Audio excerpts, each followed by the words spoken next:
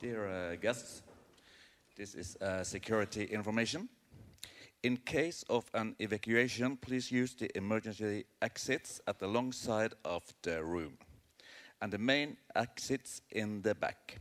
Move outside in a calm and orderly fashion and gather by the statue in front of the museum. Thank you very much.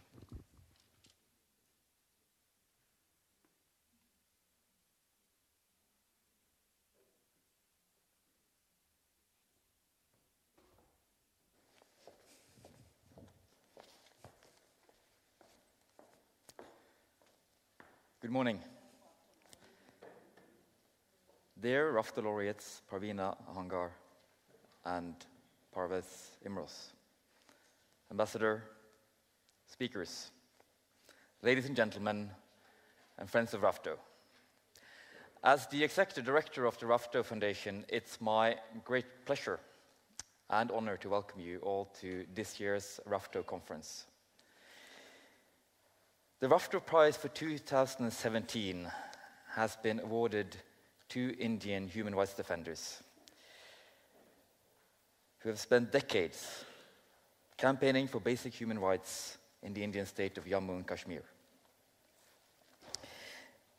This year's laureates have been at the forefront of the struggle against arbitrary abuses of power in a region of India that has seen escalating violence, militarization, and international tension. And their long campaign to expose human rights violations, promote dialogue, and seek peaceful solutions to the intractable conflict in Kashmir has inspired new generation across communities.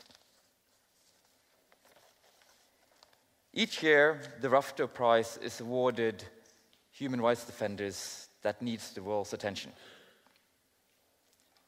Torolf Rafto, who the prize is named after, was a popular professor at the Norwegian School of Economics. He not only taught business students that sustainable business depended on democracy and human rights, he was also himself an active human rights activist that supported dissidents and oppressed in the Soviet Union and Eastern Europe during the Cold War.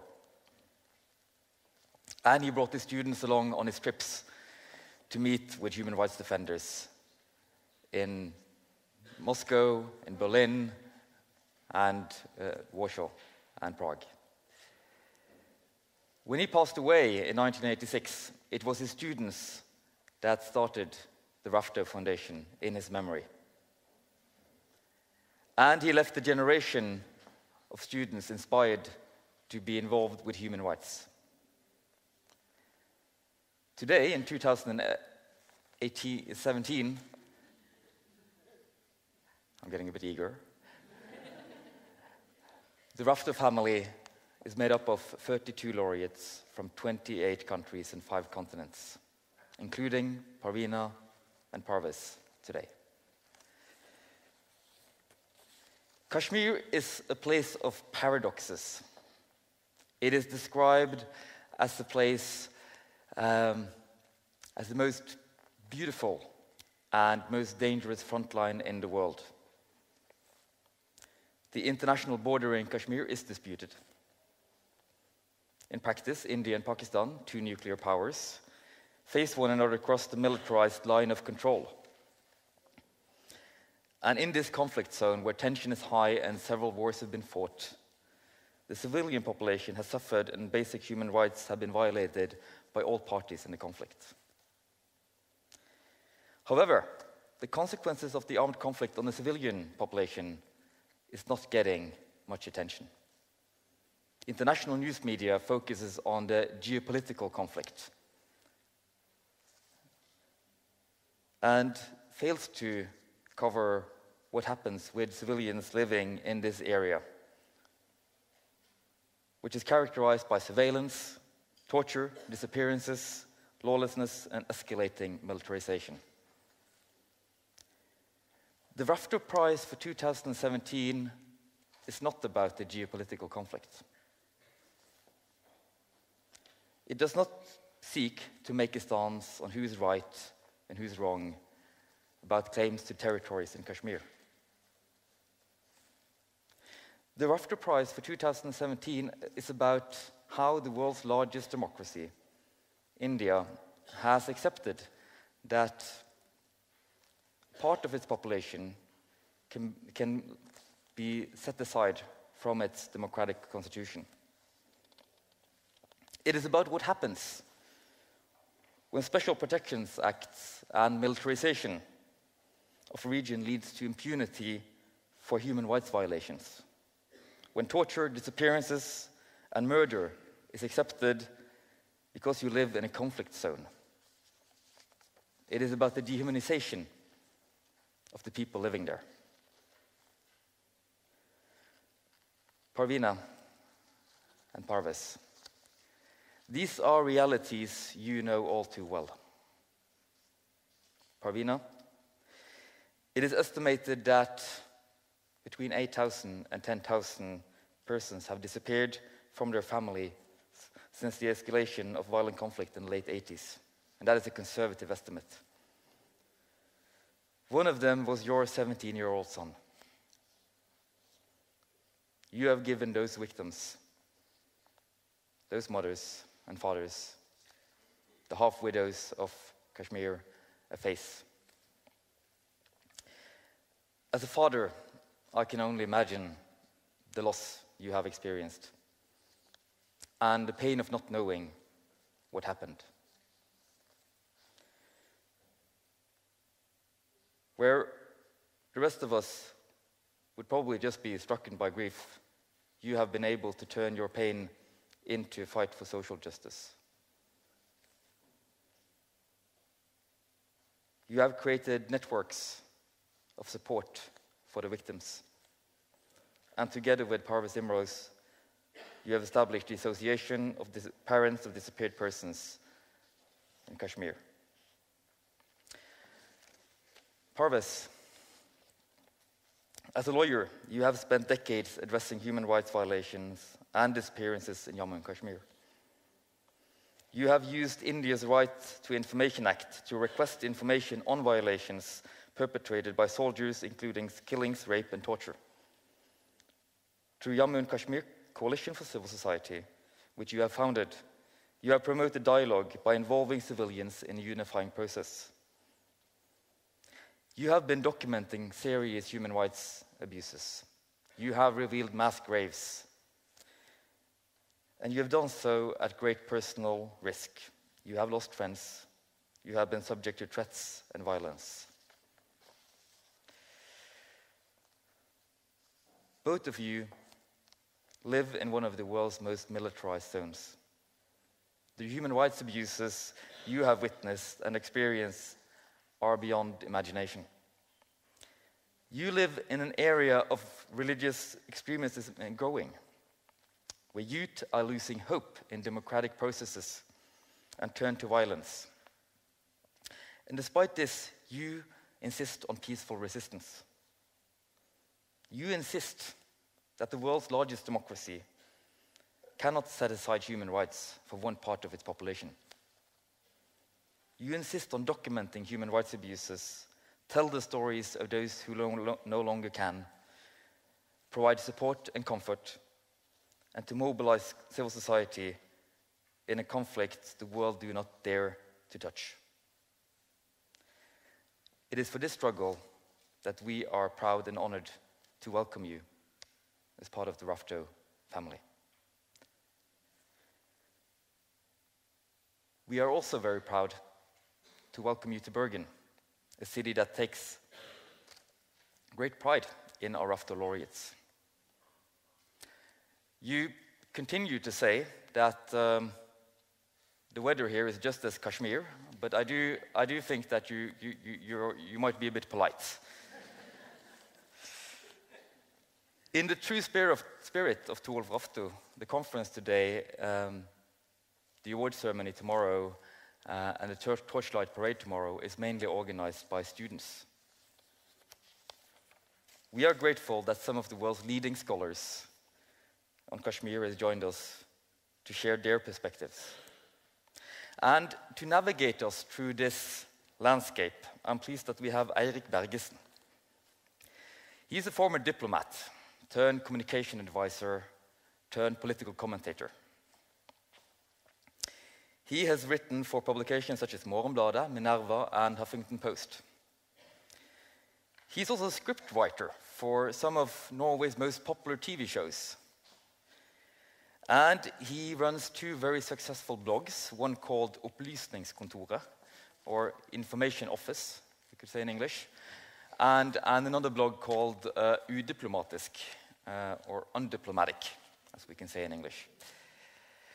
Now, some might say that to let the person who runs a blog called Undiplomatic moderate a conference in Kashmir, it's a bit of a risky venture.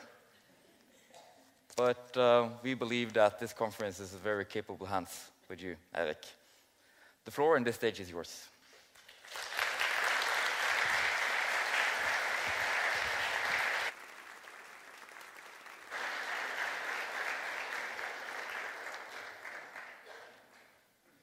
Thank you, Jostein.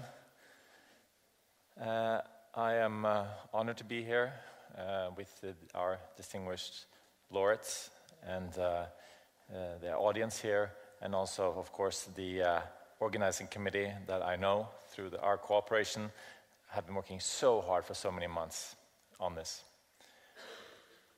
I feel obliged to start by justifying the term undiplomatic, Jostein. Is it a contradiction in terms? And in fact, I think that the word undiplomatic is faulty in the sense that within diplomacy, it's a field where you're not supposed to learn how to shut up in 7 different languages at the same time. It is a field of work where you are expected to say controversial things, to point the finger at the very problems that lie in a conflict and not to avoid them in order to be an effective diplomat. I think it takes a lot of courage.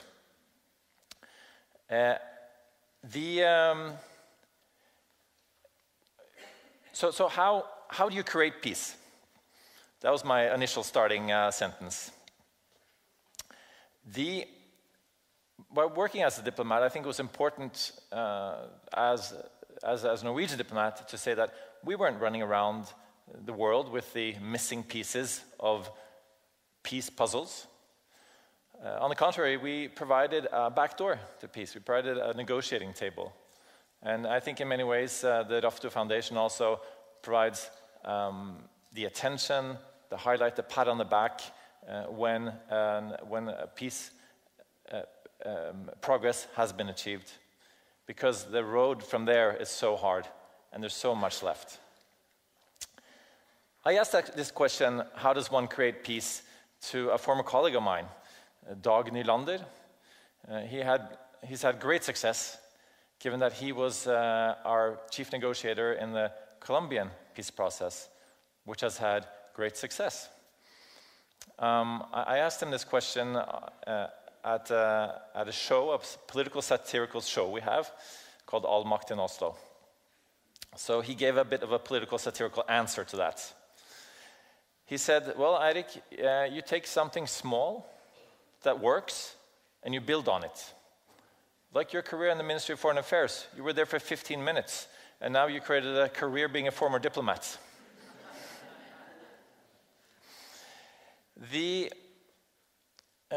Juan Manuel Santos, who received the Nobel Peace Prize, said that we now have one conflict less to worry about.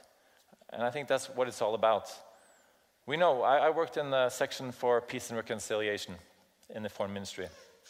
And we knew then that 9 out of 10 peace processes fail. But we also know that 1 out of 10 succeed. I think that's what keeps you going, and also the fact that there is a peace process gives hope, gives inspiration, and gives opportunities. We also know that only this 20th century, 187 million people died from war and unrest. And there's obviously a lot of work that remains to be done, But we are here today to celebrate the accomplishments of Parvina Angar and Imroz Parvez, to explain how they were achieved, what others can learn, but also to remind ourselves which challenges remain. Because we know that new challenges will arise, even though successes have been made and have been honored with awards. We live in a world full of conflict and also intolerance that creates conflict. But trying to stabilize gives hope. And the Kashmir conflict has lasted for a long time.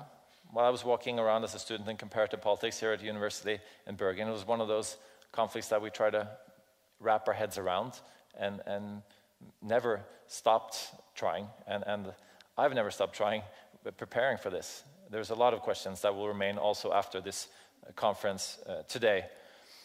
It has a unique position in international politics, as we will learn a lot about today. We're going to have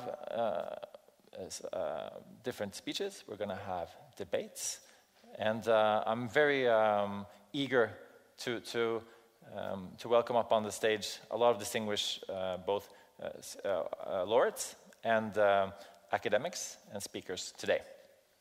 So let me start by introducing Parvina Angar. Jostein has said a lot, and there will be said a lot more. One of the things that I wanted to highlight is also from Juan Manuel Santos and the Colombian Peace Prize. He said that each time he got negative thoughts, each time he felt he hit the wall, he went and talked to the victims in the conflict. And he said that the victims' stories remind us why we keep doing the work. Parvina Angar is a victim herself. Her family was victimized. And the way she protests kidnappings and the challenges the perpetrators of violence is something she has felt, you have felt on your skin. And in your own words, it's not only my struggle, we are hundreds of mothers who are waiting to know the whereabouts of our dear ones. You have been nicknamed the Iron Lady of Kashmir, and I see this as an honorable expression. Pioneering human rights for decades in Jammu and Kashmir, and founded the Association of Parents of Disappeared Persons, the APDP.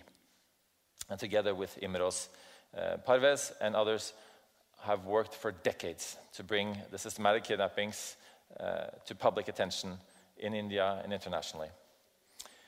You've displayed great courage every day, and in your own story found the strength to fight for human rights in Kashmir. So I'm very honored to welcome you up on this stage. Please.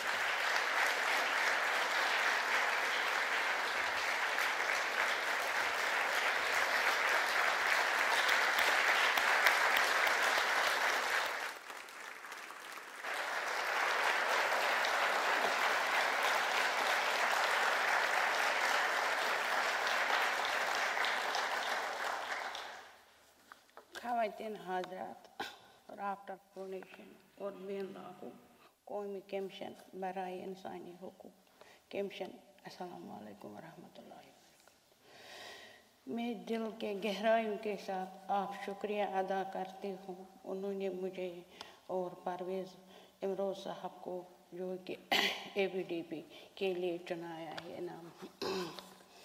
ये मेरे लिए एजाज़ की बात है कि ये इनाम हासिल कर रही हूँ, खुशी भी हो इसके ज़रिए भी लेती हम इस दर्द करब तक तवज्जो बज़लील कर दिया है कि कश्मीर की जंग बराए इंसाफ की एक ऐसी जद्दोजहद जो दुनिया के लिए तमाशा बन चुकी है, लेकिन कश्मीर के लिए इंतहाई रंजगम दर्द और करब थी भरी हुई है।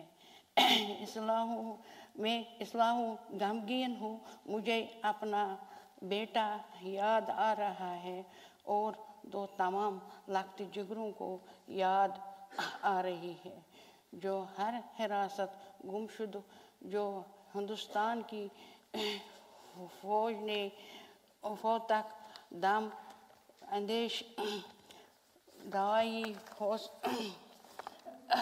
हाथ कत्ल किया। उन्होंने कैद खानों में इज्जतनाक और इंसानियत हालात दर किया गया, जिन आँखों बीनाई छीन लिया। खड़ी मेरी हम कहती हैं जो किसी का लेना यानी इस अपने गोद में दर्द पाल लिया हूँ। मेरी कहानी इस दिन शुरू हुआ जिस वो मेरी बेटे से जावेद अहंगर 1990 18 अगस्त को और दीगर देर हिरासत लापता दिया गया। इतनी है पर इन जितनी है राफ्टल अरब उम्र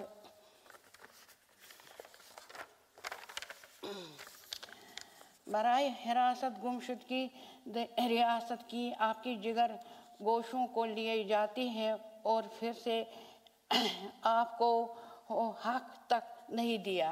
अब ये जान सखी वो कहाँ है को वो किस हाल है। फिर इस साथ आखिर क्या हुआ, सिर्फ वो गिरफ्तार कर लापता कर दिया। इन खानों में भी ऐसी तकलीफ हमेशा करीब रहती थी। प्यारे और तलाश में सरदौर रहती है इंसानियत के खिलाफ जुर्म।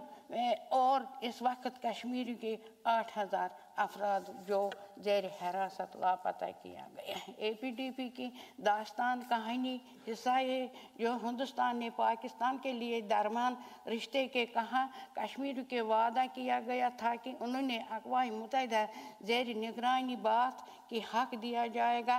वो अपने मुस्तक़बिल का फैसला हिंदुस्तान पाकिस्तान की दरमियान करेंगे।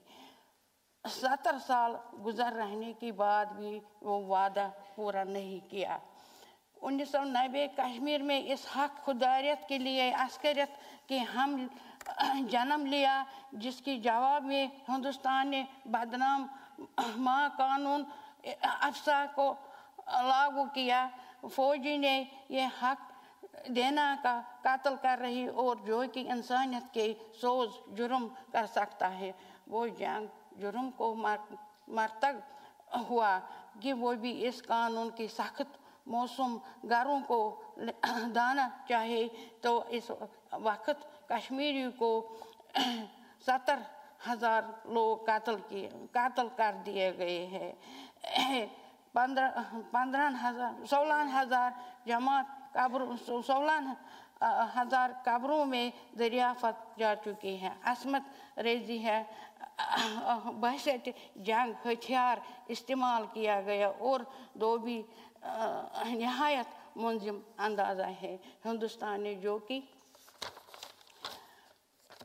दो हुकूमत हिंदुस्तान इसकी पासदारान की खुदारियत लाजिम नहीं कर दिया वो और न हम लोहकीन को सामने जो इब्तिदाई किया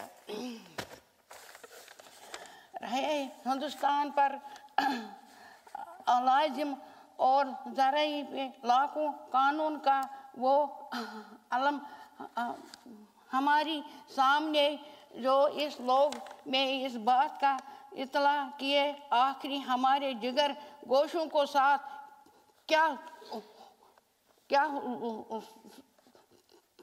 जेल खानों में क्या किया कहा ये मैंने आप बेटे का तलाश गलियों की तरह के और इस दौरान में इन लोगों को मिली जो अजीज़ों में इसमें थी जिन्होंने अपने बेटे का भाई खावंद का वालिद का थी और फिर उन्होंने परवेज़ इमरोज़ साहब ने APDP बुनियाद रखी। मैंने हिंदुस्तान को अदलिया को ज़रिए अपने बेटे को तलाश किया लेकिन हिंदुस्तान ने कानून की तहत मरकजी हुकूमत को इजाज़त बगैर किसी के खिलाफ कार्रवाई नहीं हो सकती है और न सज़ा दी जा सकती है, क्योंकि अफसा सूरत में या हुकूमत में शामिल हिंदुस्तानी अपने किसी कारण या हाथ ने उठाने की पहले भी बात पर यकीन लगती थी और आज इतनी बात है यकीन रखती है जो कि एक इज्तिमाई जद्दोजहद के ज़रिए में हम इन लखते जिगरों को तलाश कर सकती है।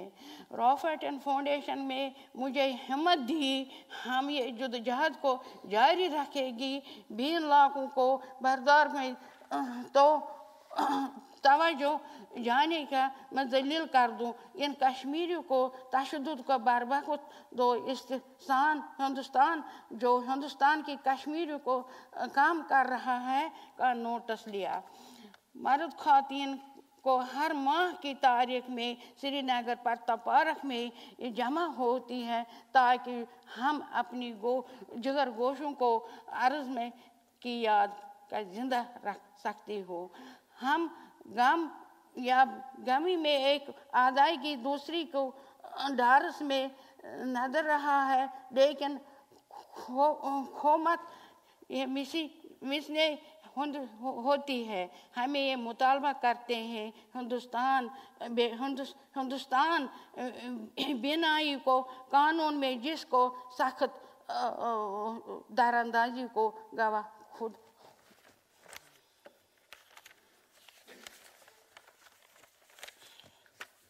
करे। हम अगर हमारी दिल को टुकड़े क्या हुआ इंसाफ चाहते हैं और अक्सर हैं नारे बुलंद करते, आज ये तमाशा नहीं है, ये मातम सही है। हमारी एजाज कारिब को गुमशुद के हमारे लिए जख्म में नासूर पैदा एक रोज की हमने जो हमारे साथ बुरी की, हमें कुछ इनके साथ क्या हुआ, कोई ऐसा निशान नहीं जो इनका दिए गए कब्रों में जहाँ जाकर मातम कर रही है। रियासत के मिशन बराए इंसानी हुकूक गुमशुद के लिए किसी तस्लीम न करना, लेकिन ये ताकत हासिल नहीं है वो किसी सज़ा क्यों नहीं सज़ा के लिए मरकज़ी हुकूमत ने रजामंद लाजमी नहीं है। हिंदुस्तान की अदालतों में हमें इंसाफ नहीं मिल रहा है और तमाम तरक्याती कमीशन इंसाफ की तरफ कोई कदम नहीं लेती है। इस तरह घरों में की तरह मरीजों जन्म दिया और मरीज जन्म ये है सारे घरों में ऐसी जुकान अदब रहने की माइश में गुम चुकी है और इस तरह घर मगर बिखर ही और मरीजों की पैदाइश हो रही है, क्योंकि इस मौत की पैदाइश गम तस्लीम करना आसान हो जाता है, लेकिन जब आप मौत और हयात के दरमियान फैसले नहीं किया तो आप एक इज्तिमाई अज़ब में जितने हैं हम जरिए लोगों की घर में की बुद करते हैं और इस बेवा को भी फिर एक बार खुद कफील होने की तरह से जाने कोशिश करते हैं। जान का अहद गमशुदो हम इन घरों में तक में हमें का अंदराज कर रही है। न सिर्फ अंदराज बल्कि इन अफरादों को कहानी भी सफ़े में कुर्बान पर लाने के हो जारी है। इनको कहानियों में रकम करना ज़रूरी है, क्योंकि कहीं मामूली मियाँ हमें मालूम न हुआ अजीज़ों औसों को कोई लिया गया। इन तमाम दानिशों कलम एजाज न किया। अगर ये हमें अदालतों में इंसाफ नहीं मिली लेकिन जालिमों ने ये खबर हुई चाहते हैं इनकाम हैसियत से जालिम को लिखा या गया और तमाम कहानियों में माफ़ पेश किया जाएगा। जो उम्मीद है मुस्तकबिल में ज़रूरी कायम होगा है। हिंदुस्तान की हुकूमत में अपने ज़ालिमों को जारी रखे वो, बल्कि इस लापता टुकड़ों को सालों से बुरहान वानी की शहादत के जुदोजहद से लोग सड़क पर कत्ल किया। तकरीबन 1500 लोग जख्मी हो गया, 150 लोग मर गया, फिर तकरीबन 1000 लोग तकरीबन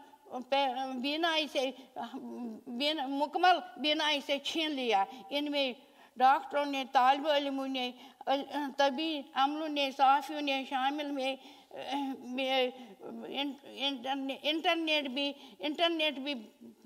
इंटरनेट भी पर पाबंदी लगाई, प्रेस को भी पाबंदी लगाई।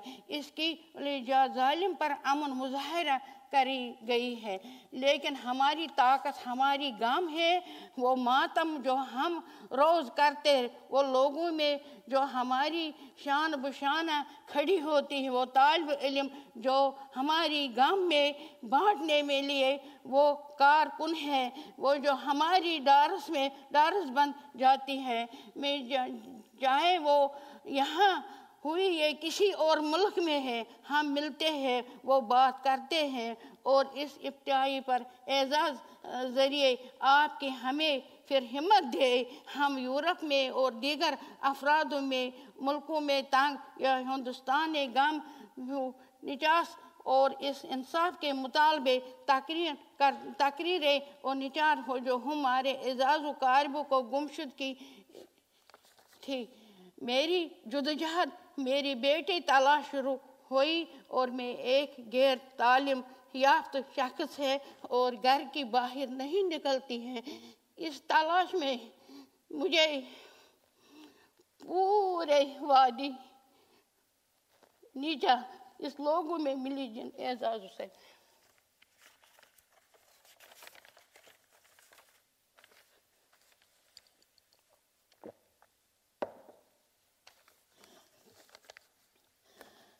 झटकों में कत्ल किया, जिनकी असमत रेज हुई आज भी अपनी लोग बांट दी जाती हो तो था। इनके लोगों में जंग एजाज गुमशुद की और की दास्तान जिनमें और कलम बंद है। मैंने ये जानने हुए मेरी जुदोजहद याद कि जुदोजहद की जो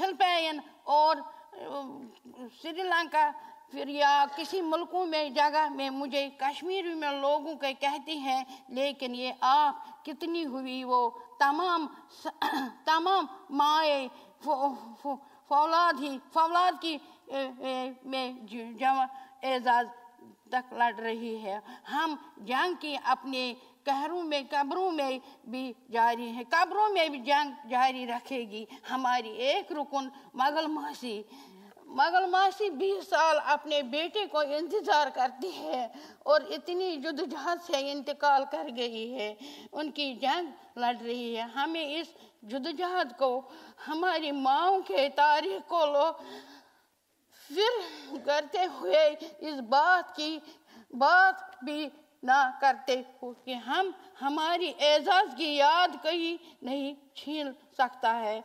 मैंने लाखों बरदारों में हमारे जुदोजहद तस्लीम कर चाहे ये सिर्फ हमारी बल्कि हमारी जुदोजहद आज़ादी भी तस्लीम हक करना चाहिए और हिंदुस्तान को जंग जुर्म है करना चाहिए। मेरे एजाज़ों हमारी लख्त जिगरू है, खुद ख्वाबों में आए हैं और हम कहती हैं हम किसी भी सूरत में उन्हें भूले नहीं है। मैं इन तमाम हजरातों जो यहाँ मौजूद हैं दरख्वास्त करूँगा वो हमारे दर्दनाक दास्तान और हमारे जुदोजहद इंसाफ के आमद नुसरत करे। ये हमारी दास्तान कहानी। वो वकील खुश आमदी कहते हैं, हमारी कानून आमद करिए साफियों को खुश आमदी कहते हैं, और हमारी दास्तान कलम बंद करे तालिब इल्मों ने खुशी आमदी के कहने हुए हमारी साथ करे। मैं मुतकिन खुश आमदी कहती हो, जुल्म व बर्बरियत अपना मौजे बनाए। मैं 27 साल से जंग लड़ रही है।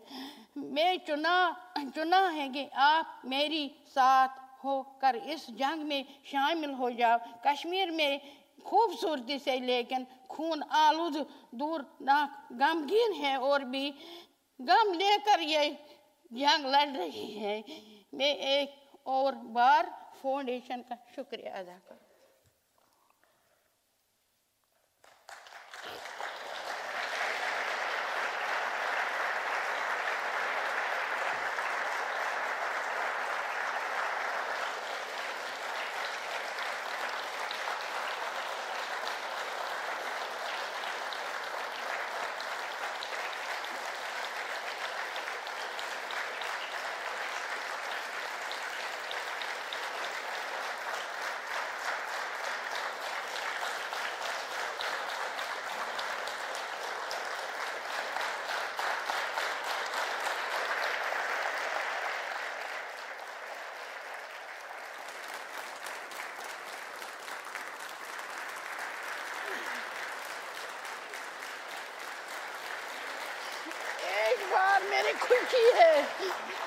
एक बार मेरी खुशी है, दूसरी बार मेरे गम है।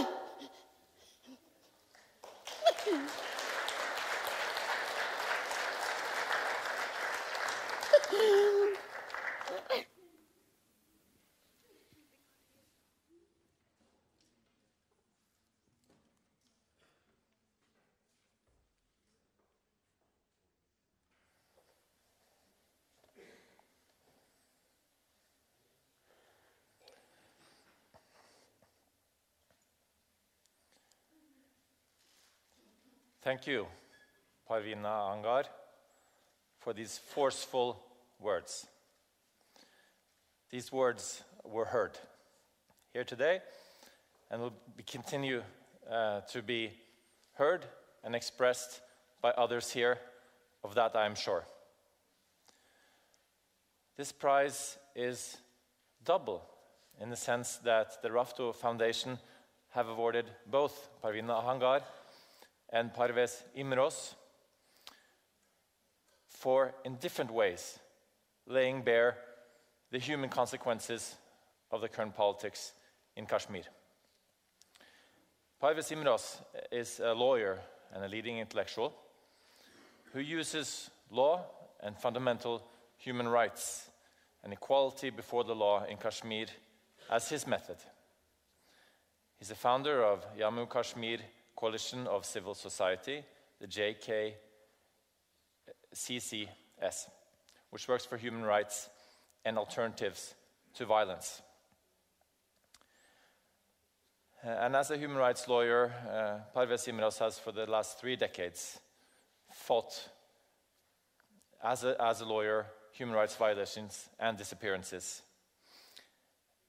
And providing legal assistance, Parvez Imros and the JKCCS promote dialogue by involving citizens in a unifying process and documenting the human rights violations. While doing this important work, Parvez Imros has himself been subjected to the violence by militias, by state authorities alike, so that his words would not be heard. In spite of these threats and violence, he has persevered in his fight, and in his own words, I believe that at least some people have to stand and say no, this is not acceptable, and we will campaign against it. I'm honored to welcome on stage for his keynote, Mr. Parvez Imros.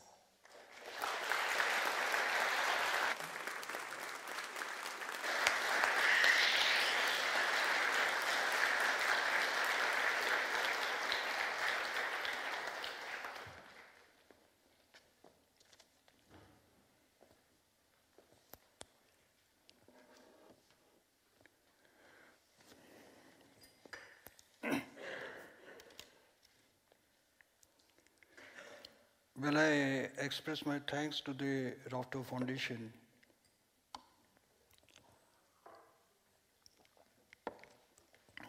for selecting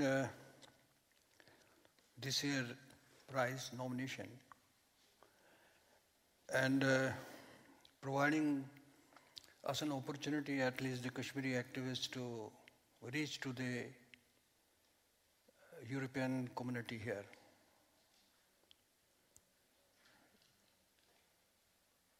We really honor it, and we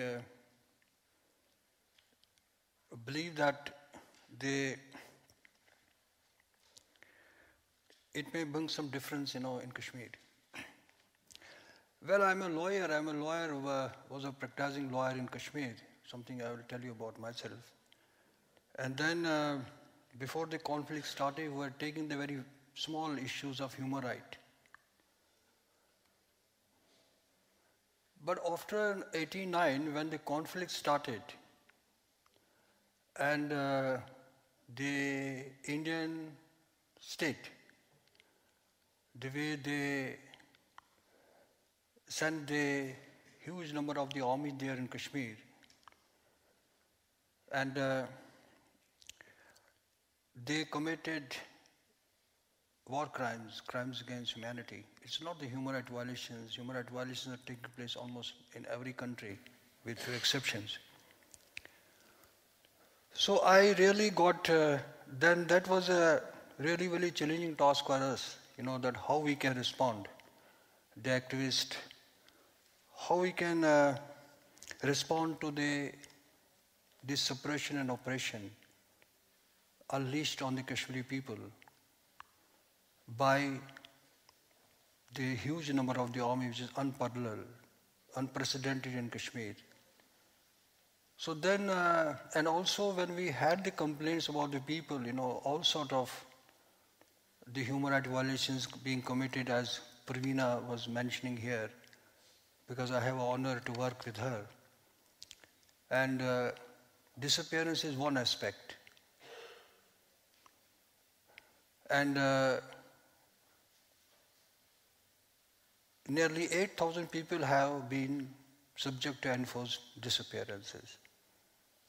And then when Parveena started the work, she galvanized the victims, which was very, very difficult under the situation there.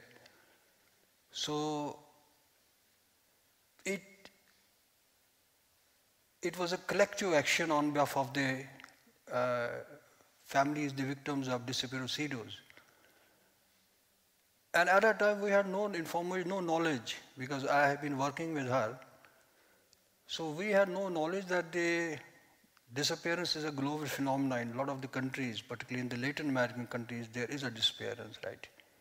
Venezuela, all the Latin American countries reeling under the military dictatorship. So we made it an issue, and then also finally the discovery of the mass graves in Kashmir. Nearly 6,000 mass graves are there, and the government is unwilling, Indian state is unwilling to conduct the investigation. Notwithstanding that the European Parliament passed a resolution in 2008 urging Indian government, because I was attacked at that time, and then urged Indian government to hold investigation into the mass graves, which then were identified nearly 1,000. Now there are 4,000 confirmed by the Indian state. Just 2 days back, we have the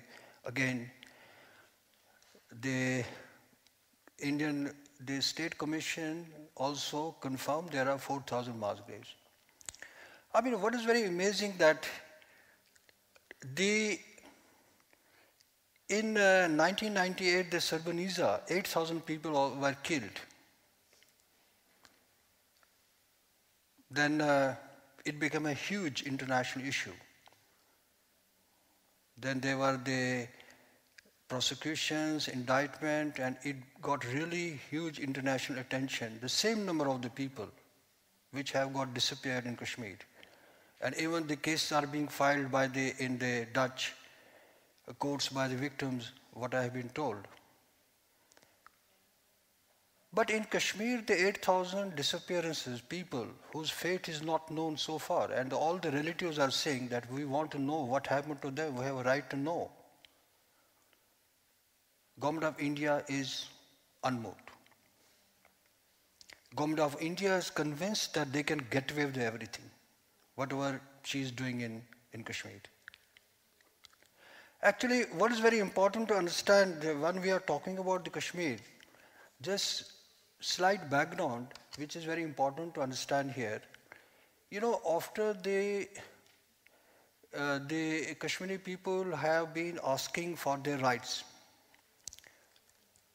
and they have been asking the United Nations resolutions which have been passed in 1948 and 1949, where the government of India also promised to give them the right of self-determination. Yeah. And government of India is not, right? Government of India believes that, so whenever whenever people are talking about your resolution, government of India says, no, it is a bilateral dispute between India and Pakistan, right? And when Pakistan is saying, let us have a negotiation, and they say, no, it's not a dispute between you, it is a dispute, we have to negotiate with the people, and they are not negotiating with the people. That is one aspect of this political aspect of that. It's still 70 years where there's a conflict, there's a conflagration, turmoil and turbulence in Kashmir. But what is very important to understand is the impact of militarization in Kashmir. Because the unprecedented number of the forces which have been deployed there just to neutralize the combatant, militant, right? What they say. We have the official data is that 200 militants are there. Militant means that people who are fighting against Indian state, right? Kashmiris and also some non-Kashmiris, yeah. So it is completely disproportionate if you are going to fight with 200 or 300 the armed guerrillas or militants there. Why such huge number of the army, which is nowhere in the world, is the highest concentration of the army? The militarization is not only the presence of the army in Kashmir, 700,000, because the Indian state believes that as long as they are able to control people, suffering and miserable, it is peace. It is not state of war. The government of India is convinced that we have to control the people. They are controlling it. They are controlling everything in Kashmir. We have in villages where the army is conducting survey, and now with the cooperation with the Israeli government, recently 2 days back the Israeli general was there in Kashmir. So they are completely, trying to control the lives of the people. And how the militarization has impacted the whole Kashmiri society. It's the lands which they have taken, the prime land, because they are not living in the sky, they are living on the land there. And how the army camp, what it means for the villagers, the concentration camps, the torture centers, where the people are getting disappeared after they are tortured. Then there are how the schools are getting affected, because most of the schools have been taken by the army, how it is affecting the psychological and physiological lives of the people of Kashmir. The PTSD, which was never such alarming level we have. Then we have PCOD, that the other forms of the disorders. So it has affected every aspect of life. It has completely changed everything in Kashmir. The environmental degradation in Kashmir because of the army, the deforestation which they are doing there, and which is unprecedented. Then how they are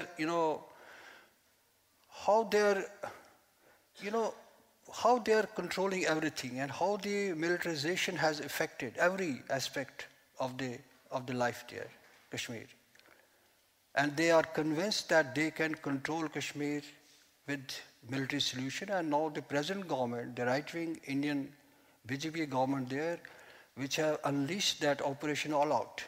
There was earlier an operation called the Doctrine of Subconventional Warfare, which was started by the Congress government. Before this government, they had believed that we have to break the will of the Kashmiri people, right? And now this operation all out is very offensive. They are very offensive in all the fronts here. But what is very important to understand that it is, well, we people of Kashmir are suffering, and unfortunately I don't see in the foreseeable future the conflict will be over. I would be happy if I'm wrong, but it is likely to continue because as far the government of India is concerned, she is not. She is not for any non-violent conflict resolution of the Kashmir, and it is likely to continue. So, other thing is that, we as a lawyer or the people in Kashmir, that we found that how important is to organize the civil society in Kashmir. Besides the human rights documentation which we are doing, because we believe that the memory has to be institutionalized, maybe after 15, 20 years for a war tribunal.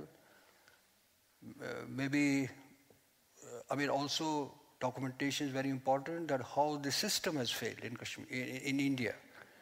Because the judiciary on which the people repose faith, they also are part and parcel of this impunity. And when I was saying about the armed forces there, they have complete impunity. There's a legislation called the Armed Forces Special Powers Act, wherein that the army personnel, whatever they do, they rape, they disappear, they murder, they torture people there randomly, and then they cannot be prosecuted. For that, sanction is to be required for the federal government, and federal government has never ever given sanction. Even in Parveena's case, the federal government has not given the sanction. They are completely impunity. And it's not only legal impunity, it is the political impunity also. Because the Indian politicians, they have been telling that in Kashmir that they are fighting a patriotic war against terrorism. Because India has been always telling international community in Kashmir there's nothing but terrorism. And when in 2008 and 2010 the millions and millions of people came on the street, then they call it agitational terrorism. The military officer was saying that. So when you have complete impunity there by the armed forces there, and then all sort of legal impunity, and unfortunately even the Indian civil society, because India has a vibrant civil society, they also are not very much, they don't have the audacity to speak on Kashmir. You see, for example, if we talk about in Israel, there's the Breaking the Silence group. In Israel, we have that it is the group of the soldiers there, that who are in the army, but they are against occupation, and they are against the atrocities being committed in the Palestine there. But India, the civil society group, mostly from the upper caste Brahmins, they also are controlling it, with, of course, with some exceptions, yeah. So, we have been looking for that after we organized the civil society. We have been, the idea was after the coalition of civil society which constituted, it was that how we can reach the Indian civil society and also the global civil society. Because we are living in the era of globalization, where we have it's not globalization of the economy, but it's also the globalization of responsibilities also, right? I mean, how we can reach the global civil society. For that, the challenges are that how we can,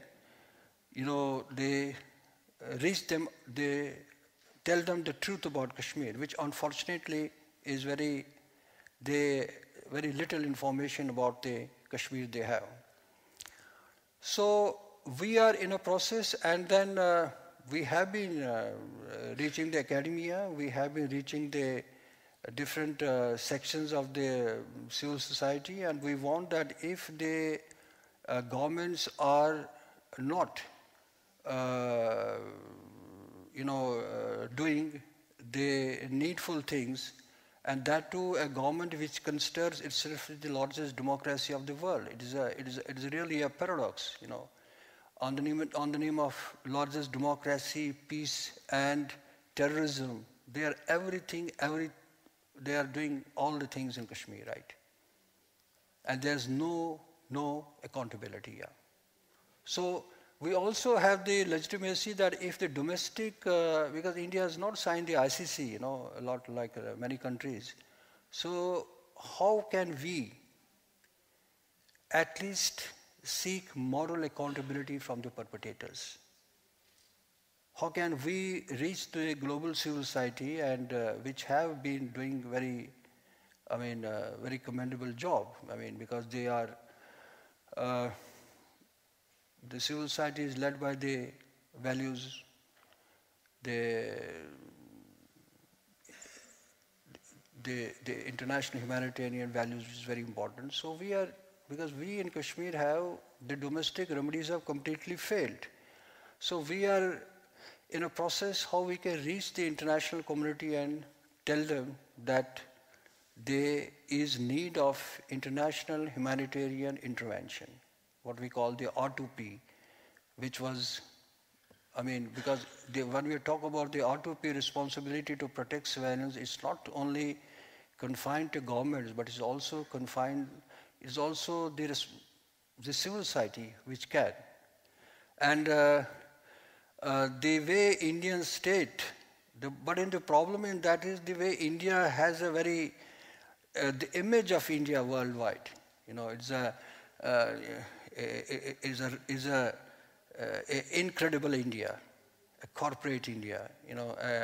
A land of Buddhas, a land of Gandhi, and non-violent. Because the concept in West is that the India is a country with Mahatma Gandhi and 1 billion small Gandhis there. Yeah, this is the general concept. So we are saying that, and now the way India has now is turning, it's very scary, very horrible.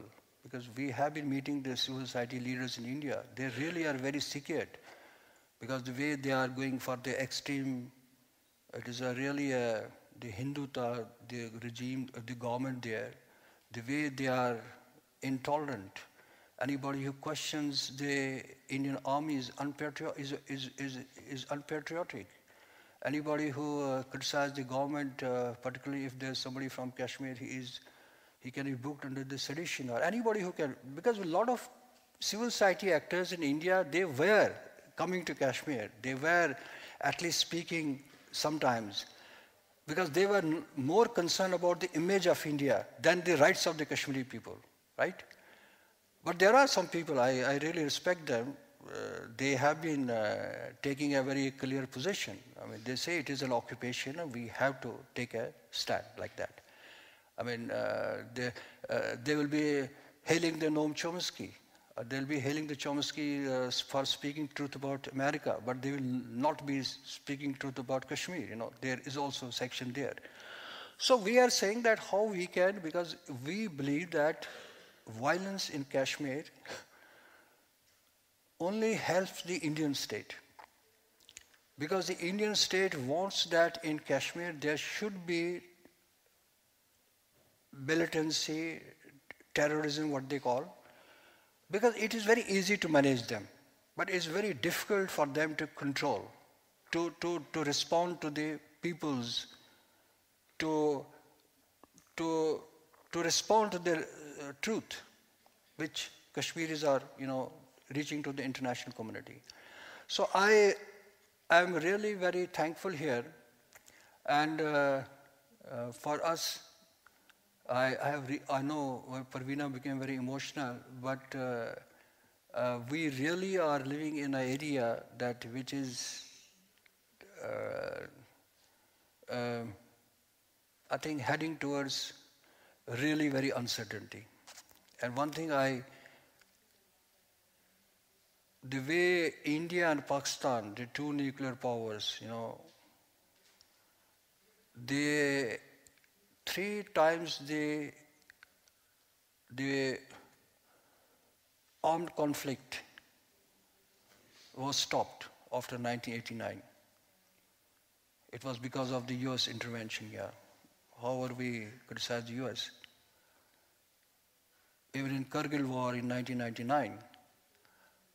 But the way things are going there, I think this thing that it really would be a myth that there can't be a nuclear exchange between the two countries. So it is really, and the way we have the hawkish government in India, right? They believe on military solutions, and they believe that international intervention is nothing, you know. India is a big country, and a country like Norway or other countries, they cannot, and that too because India is also seeking the permanent seat in the Security Council, because it's a very big country. So Indian state is very confident that they can, these international concerns, they can contain. But what is very dangerous is from within. Because the way, if the conflict goes there, and if there's no solution on Kashmir, then two powers, India and Pakistan, right? And also the Kashmiris there, they finally have to face the brunt. Thank you very much.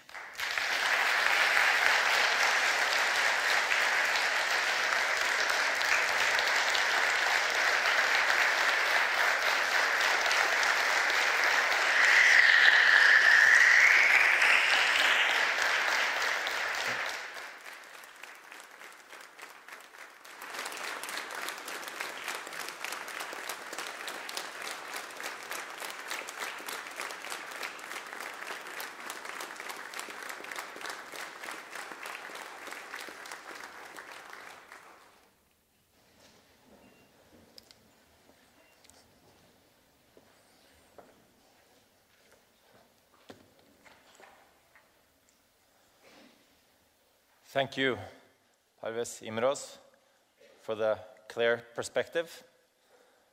And it's easy to see now why this is a double prize, how you complement each other, and how important your two different approaches are. And thank you both for reminding us which struggles and challenges that your community and the world community still faces in this region. It is now time to bring a further context to why we are here today. And here to help us is Dr. Emma Brandlund, Senior Lecturer in International Relations at the Department of Health and Social Sciences, the Faculty of Health and Applied Sciences at the University of West of England. She will talk about what is Kashmir, give us a geographical and demographical overview, give us a brief history of Kashmir, how the two conflicts in Kashmir intertwine, the different historical phases, up until the last 21 years of insurgency and conflict.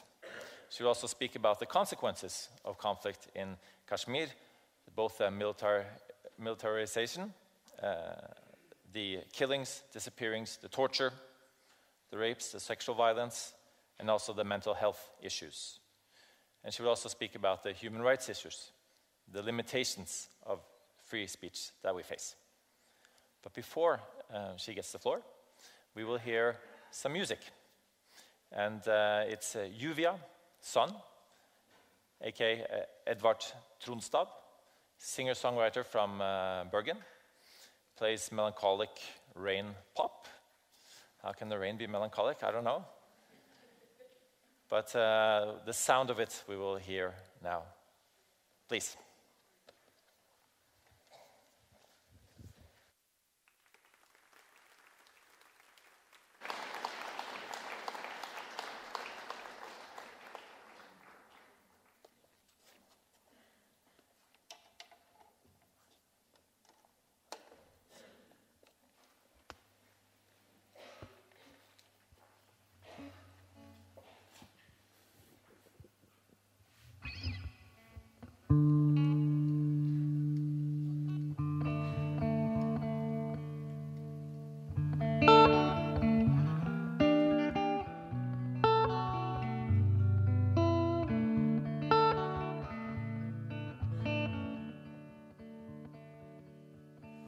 Jump along the creek side, the rocks' crooked lines.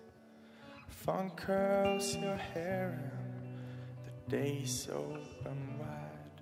And horses trot faster till sparrows fall down. You just fall laughing, snow on the ground. You grew up by playing the valley so wild, and that's why you're so beautiful now.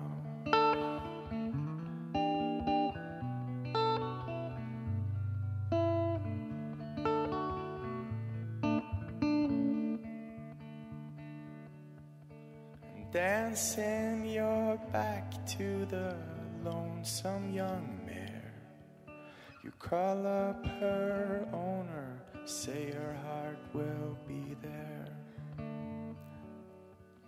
You build a collection of scars on your knees to learn how to count with impossible trees. Grew up by climbing the birches so high. That's why you're so beautiful now.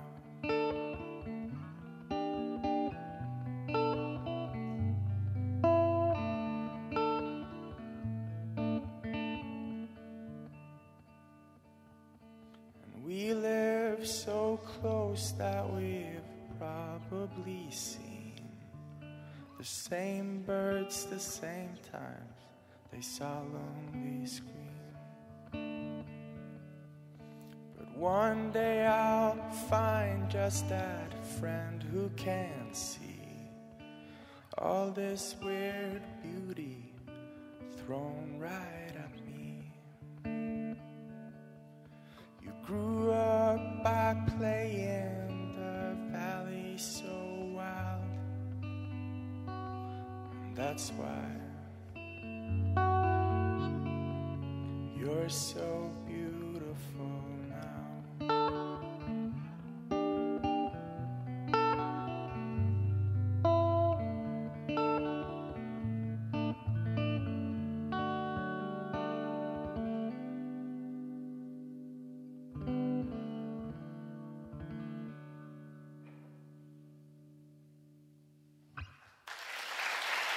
Isn't it?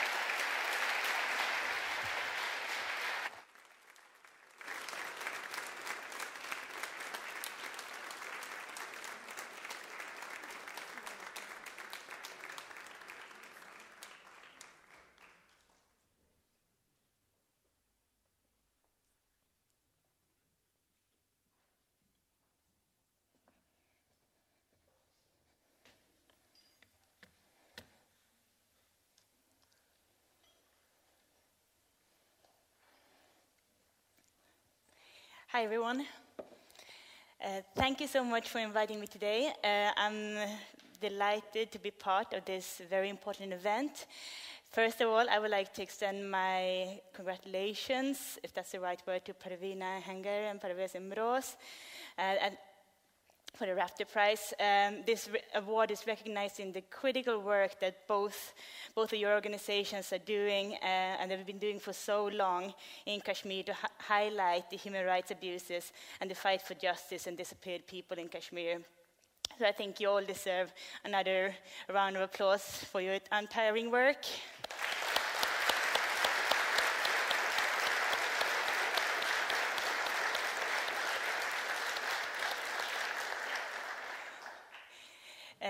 So I've been invited today to talk about, to give a context to the Kashmir situations. Just going to see here if I can get the slides up.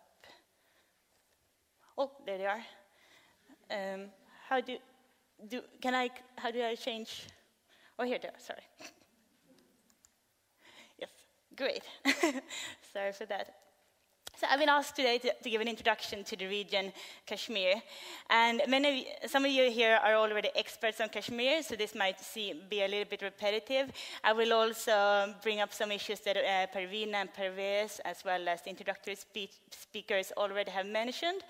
But I want all of us to kind of come out from this meeting today to have kind of a good understanding what has been happening in Kashmir and what is happening still today.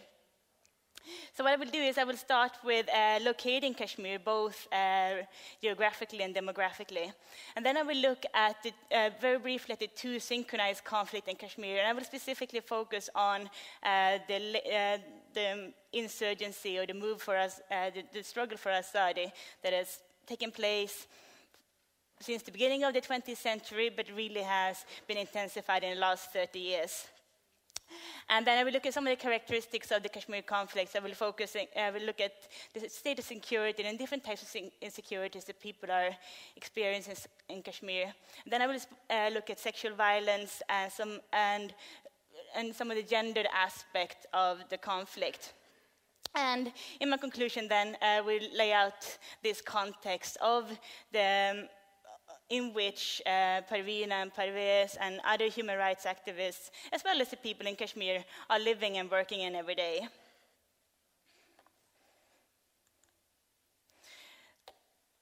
So, the Kashmir region, the Greater Kashmir region, is located in the most northern part of South Asia. So generally we can say that the larger Kashmir region refers to what is called the former princely state of Jammu and Kashmir, which was ruled by the Singh dynasty for just around 100 years, from 1846 to 1947. But since independence and partition of the British Empire, the princely state was divided between India and Pakistan, and along the ceasefire line. And I'm normally I kind of like pointing at the map when I'm talking, but it's really far away. But we can see now, so at the moment, so since the end of the first Indo-Pakistani war, which came to kind of a standstill in 1948, Pakistan is holding the southwestern part of the princely state, which is called Azad Kashmir, and the northern areas, which consists of northwestern frontier province, the Gilgit and the Baltistan, and whilst India holds Jammu and Kashmir, which consists of three different regions, Jammu, Kashmir, and Ladakh. And they comprise what is called a state in India, in federal India, is called Jammu and Kashmir. And the regions of Jammu and Ladakh and Kashmir are very distinct from each other. So they're distinguished both topographically, demographically, ethnically, linguistically, and religiously. So Jammu is, where do we have Jammu? Jammu, we can see Jammu there in the kind of southwest corner. So Jammu is a Hindu majority area, which has a majority heterogeneous Dogri and Punjabi-speaking population. Though there's 1/3 of the population is Muslim, and there's also minorities of Sikh. Ladakh is, where do we have Ladakh? On the map? Oh, sorry, Ladakh is up there, so it's quite a large area, and it's a Tibetan Buddhist, and so. But also a small group of Shia Muslims. And the Kashmir Valley is where the current movement for Azadi is taking place. And Kashmir Valley is largely a Sunni Muslim area with a large Shia minority as well. And with the language spoken is Kashmiri or Kashori, and whilst Urdu is the official language. So it is in the Kashmir Valley that the movement for freedom has been going on since 1989, to simplify it. And sorry. Make sure. And so when I talk about Kashmir in this presentation, I will refer to the Kashmir Valley itself. However, generally, if it refer to J&K or Jammu and Kashmir, we can refer to the larger state in India.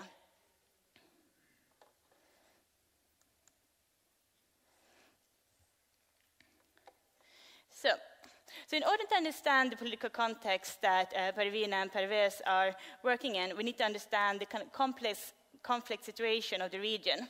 So I argue that there are two synchronized conflicts that are happening, that both they're conducted over Kashmir as well as within Kashmir. So the first is a geopolitical conflict between India and Pakistan that was shaped by, or that took form during the independence struggle against the British Empire in the 1930s and 40s, and led to the division of the state in 1948.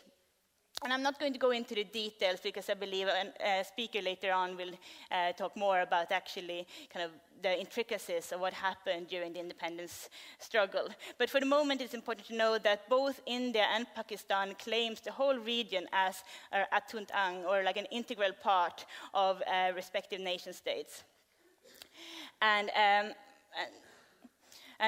this struggle is still happening now. So, both countries have fought 4 wars over Kashmir. In 1947, 1948, in 1965 we had a second Kashmir war, and in 1999 the Kargil war. And then also it was the Indo-Pakistani war in 1971, which was partly about the liberation of Bangladesh, but the Shimla Agreement in 1972 is quite important because it determined that Kashmir would be was a bilateral country between the two countries. So that means that any resolution on Kashmir could have been dealt with between between India and Pakistan only, without any international influence. So that kind of excluded any international involvement, any possibility of international involvement in Kashmir. Then the second the second conflict that we have is, so the people in the Kashmir Valley have been engaged in a struggle for azadi, or freedom, from Indian rule. Then we can trace the Kashmir independence movement back to the early 20th century, when the Muslim population in Kashmir, but supported by the Hindu population, were fighting for independence against the former Maharaja, so the ruler of the princely state. And this culminated in big protest in 1931, as well as in 1946 and 1947. And so the demand for azadi has lasted longer than 30 years. However, it was in 1931 that the independence movement kind of reached a new momentum in a response to an allegedly rigged election in 1987.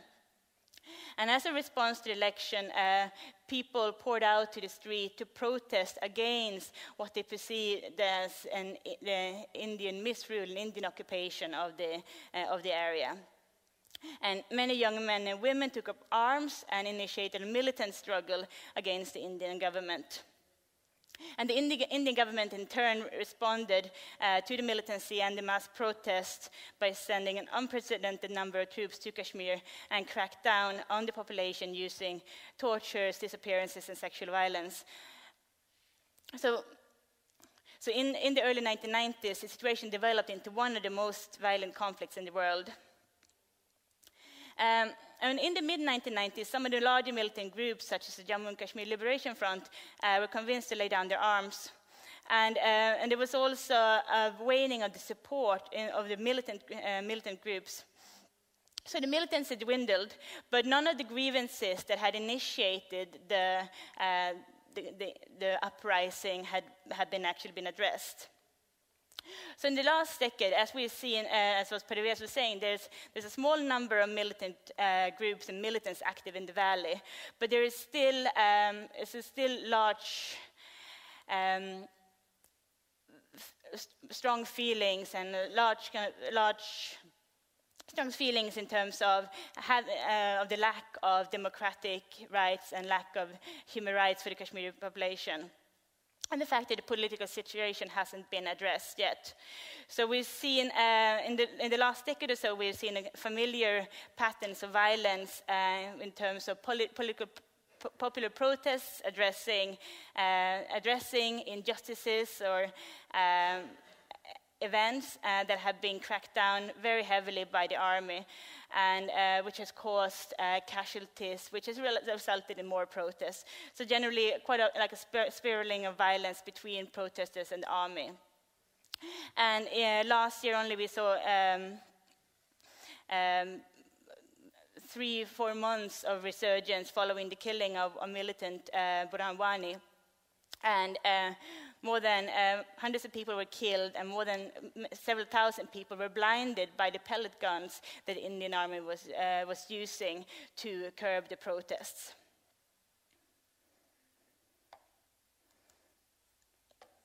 So the more than 60 years of international conflict has had immense impact on Kashmir society. And it has impacted issues around unemployment, infrastructure, low economic development. But more fundamentally, it's impacted people's feelings of security and access to safety. So we already see in the numbers that more than 70,000 people have been possibly been killed, and more than 8,000 people have either been disappeared and put in detention. And again, all these statistics are very vague and very unclear, because we actually don't have the real numbers. So the Jammu and Kashmir Coalition of Civil Society, for instance, has been working very hard to try to track and gather the statistics on the casualties and the victims of the conflict. But we still don't have, still no clear numbers.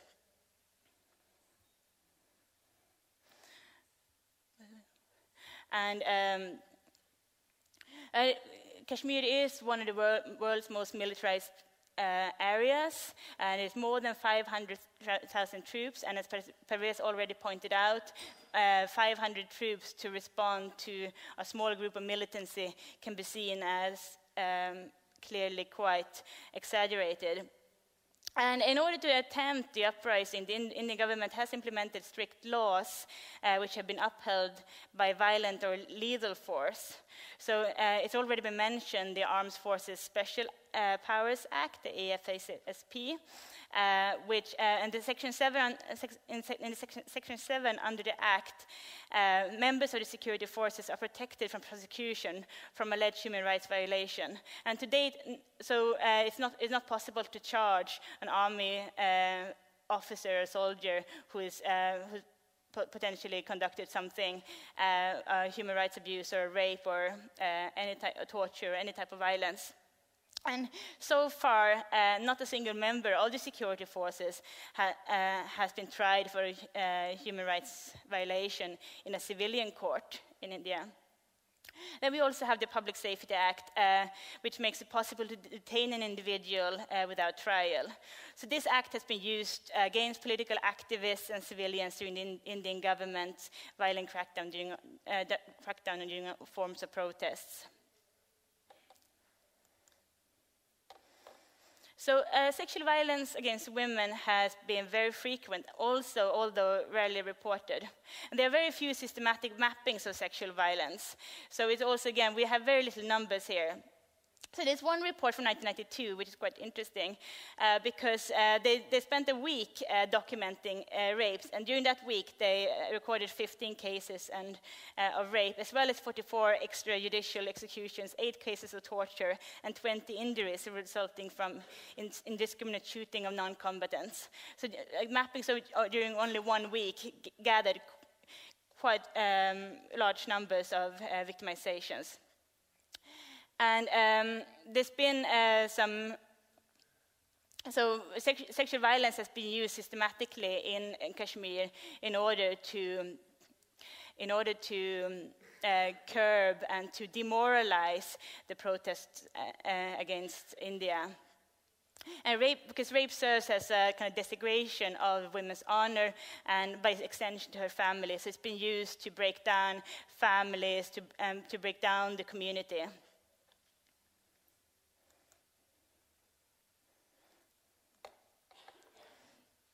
So now I want to go a little bit broader. So the literature on women in conflict has demonstrated women play a wide variety of both practical and symbolic roles during wartime. And it's very important to think about that, to note that they're not static or universal, but we have seen in the literature that women's roles are always shifting and very context specific.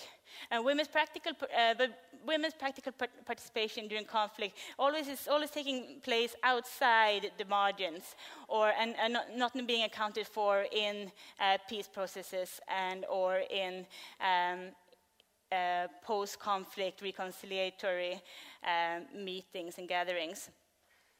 And quite often there's a symbolic inclusion of women, for instance, as weeping mothers or innocent victims, or the mother end are also used to legitimize war and violence, or as to gather kind of nationalist fervor behind a nationalist cause. So in the conflict in Kashmir, it's highly gendered in that both men and women are targeted by gendered violence in different ways. So, for instance, Kashmiri men are much more vulnerable to disappearances, tortures, and killings, whilst women are much more vulnerable to rape and sexual violence. And at the same time, also the killings and disappearances has large impact on women and as mothers and as in men's role as breadwinners. So just to conclude quickly, I hope this presentation has given some kind of picture of some of the challenges and that human rights activists as well as civilians in Kashmir are experiencing on a day-to-day basis. The very firm response by the Indian government has included the limitation of freedom of speech through intimidation of activism and journalists. Last year, newspaper offices were closed for periods of time in order to stifle the circulation of news, and also internet, for instance, and social media are generally blocked, which also preventing human rights activists to do their work. So, so finally, then there's been a failure from both national and international actors to support and highlight human rights abuses in Kashmir. So as previous speaker said, Kashmir is quite often presented as a geopolitical between India and Pakistan, and not whilst the Kashmiri perspective is highly ignored. So I'm delighted to see that the Rafto Foundation has awarded Parveen and Parvez the prize this year, which gives us all this opportunity to highlight and discuss the issues the Kashmiri people are experiencing. Thank you so much. Thanks.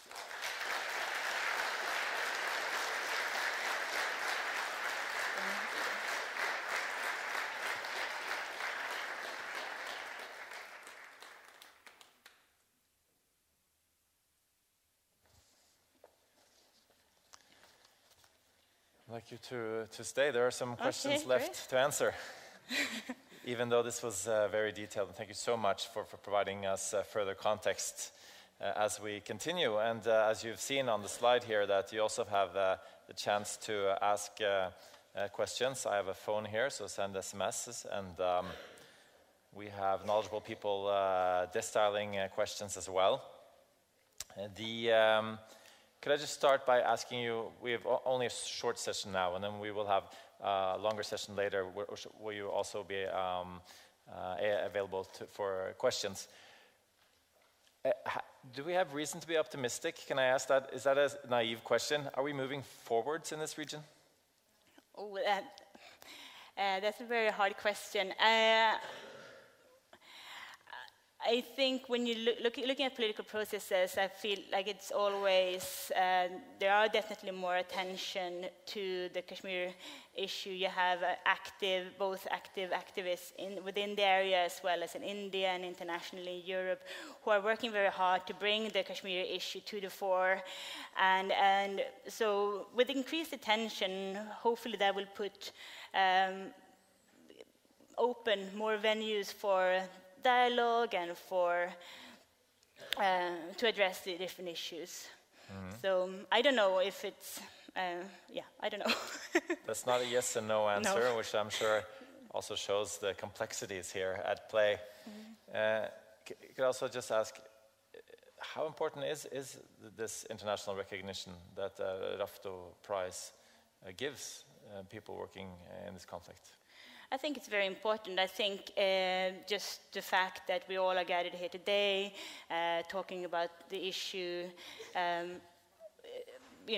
bringing it to social media, bringing it to our communities, to our families, and bringing the issue maybe to attention of the Norwegian government is definitely making an issue. And it's very important with these issues because the conflict has been going on for so long, and there's been very few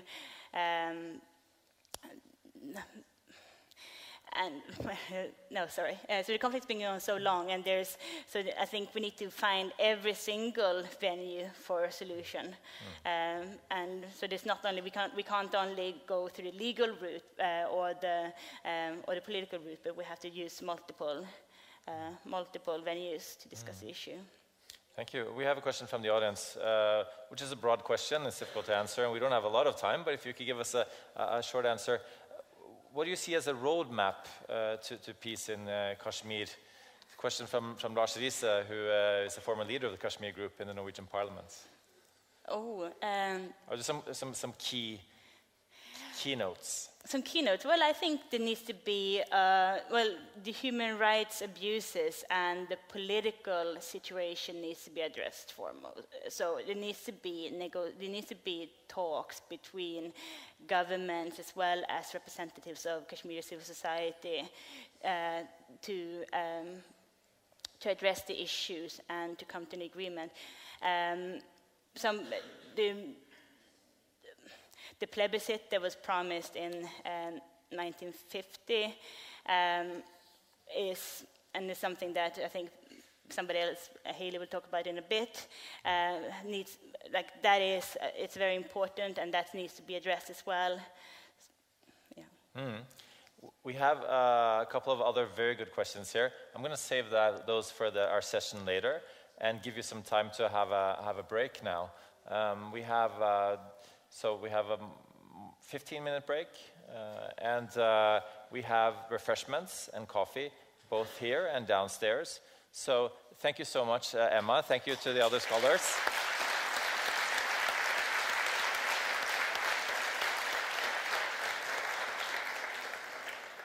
And see you back here at 12:50.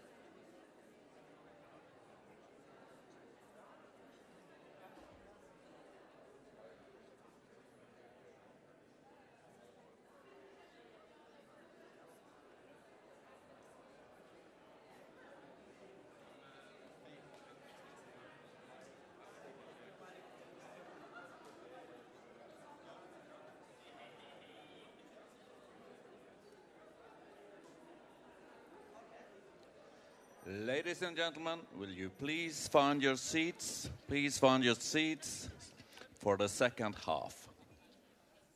Thank you.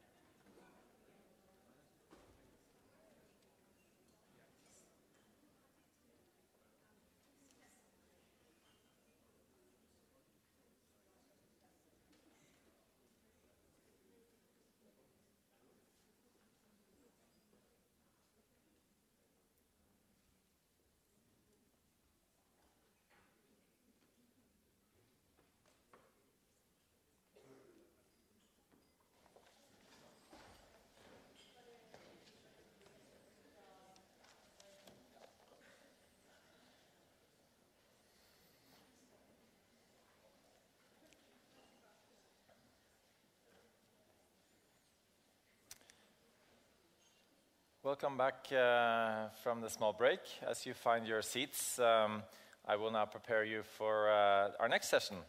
We have three distinguished scholars that will further elaborate on a Kashmiri perspective. And I will introduce all three at the same time. They will follow each other. And then we will have another little musical break. And then we will have a panel discussion with the honorable laureates. So please also continue to send in your questions, and we will have a chance to have them answered later today. Let me start by introducing Haley Dushinsky. She will be talking about law, memory, and violence in Kashmir, and looking at the legal aspects in the same perspective as Parvez Imroz, to see how that functions as a mechanism of both oppression, but also how it offers possibilities for non-state actors to seek justice and challenge the state. And then she will be followed by Mona Bam, who will be talking about human rights and the struggles for self-determination in Kashmir, looking at how repression of political dissent is ensured through the militarized, the political, humanitarian, and legal forms of control, and how the resistance movement has sought to challenge this. Then our third speaker is Goldie Osuri, who will be talking about Kashmir, human rights, and international solidarity, and looking at how these forms of solidarity are vital in intervening in and challenging the international political narrative of the India and Pakistani bilateralism. We will have, each speaker has 12 minutes, so without any more hesitation, I would like to welcome to the floor to start Haley Dushinsky, please.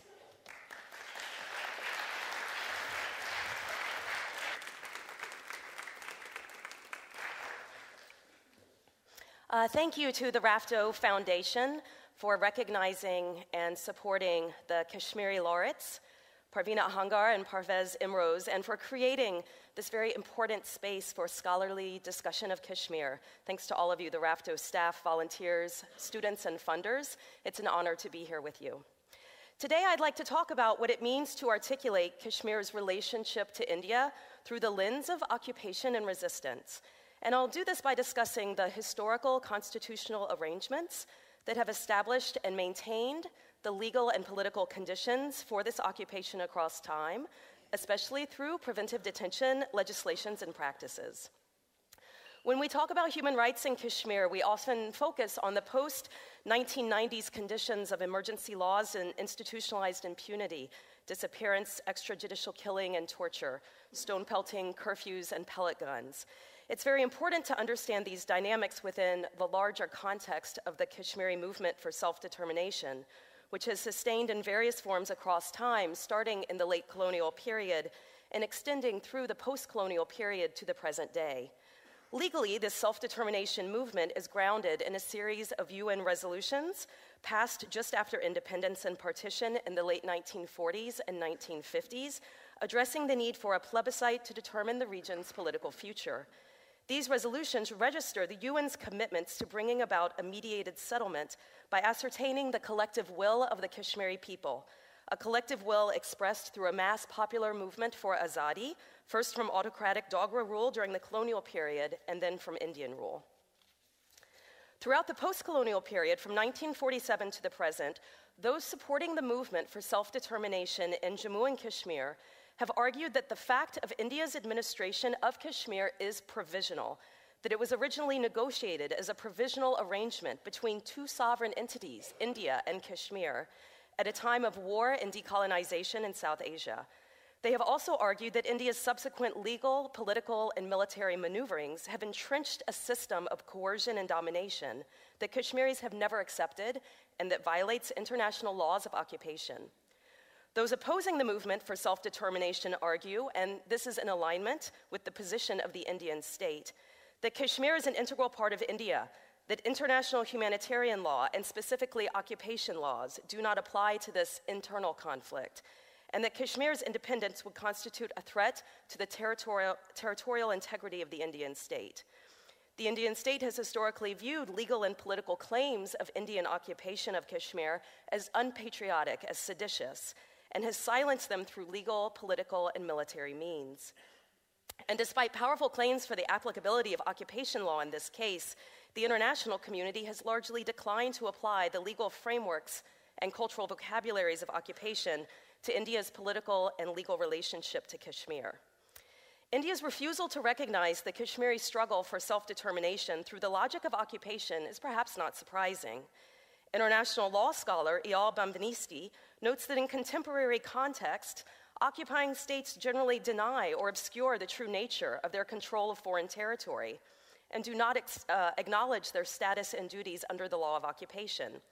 This makes it difficult to determine whether states exercising control over contested regions through internal colonization, apartheid, emergency, proxy wars, counterinsurgency wars should be subject to occupation law. International law does not currently provide a mechanism for addressing this fundamental problem. The legal literature focuses surprisingly little attention on the standards that are used to determine the existence of occupation. For this reason, international law scholars today urge analysts to move away from the narrow and outdated early 20th century practice of defining occupation simply as the control of a sovereign territory by a foreign power through a war. Instead, Benveniste asks us to consider a more encompassing definition of occupation that considers, quote, the phenomenon of occupation, defined as the effective control of a power over a territory to which that power has no sovereign title, without the volition of the sovereign of that territory.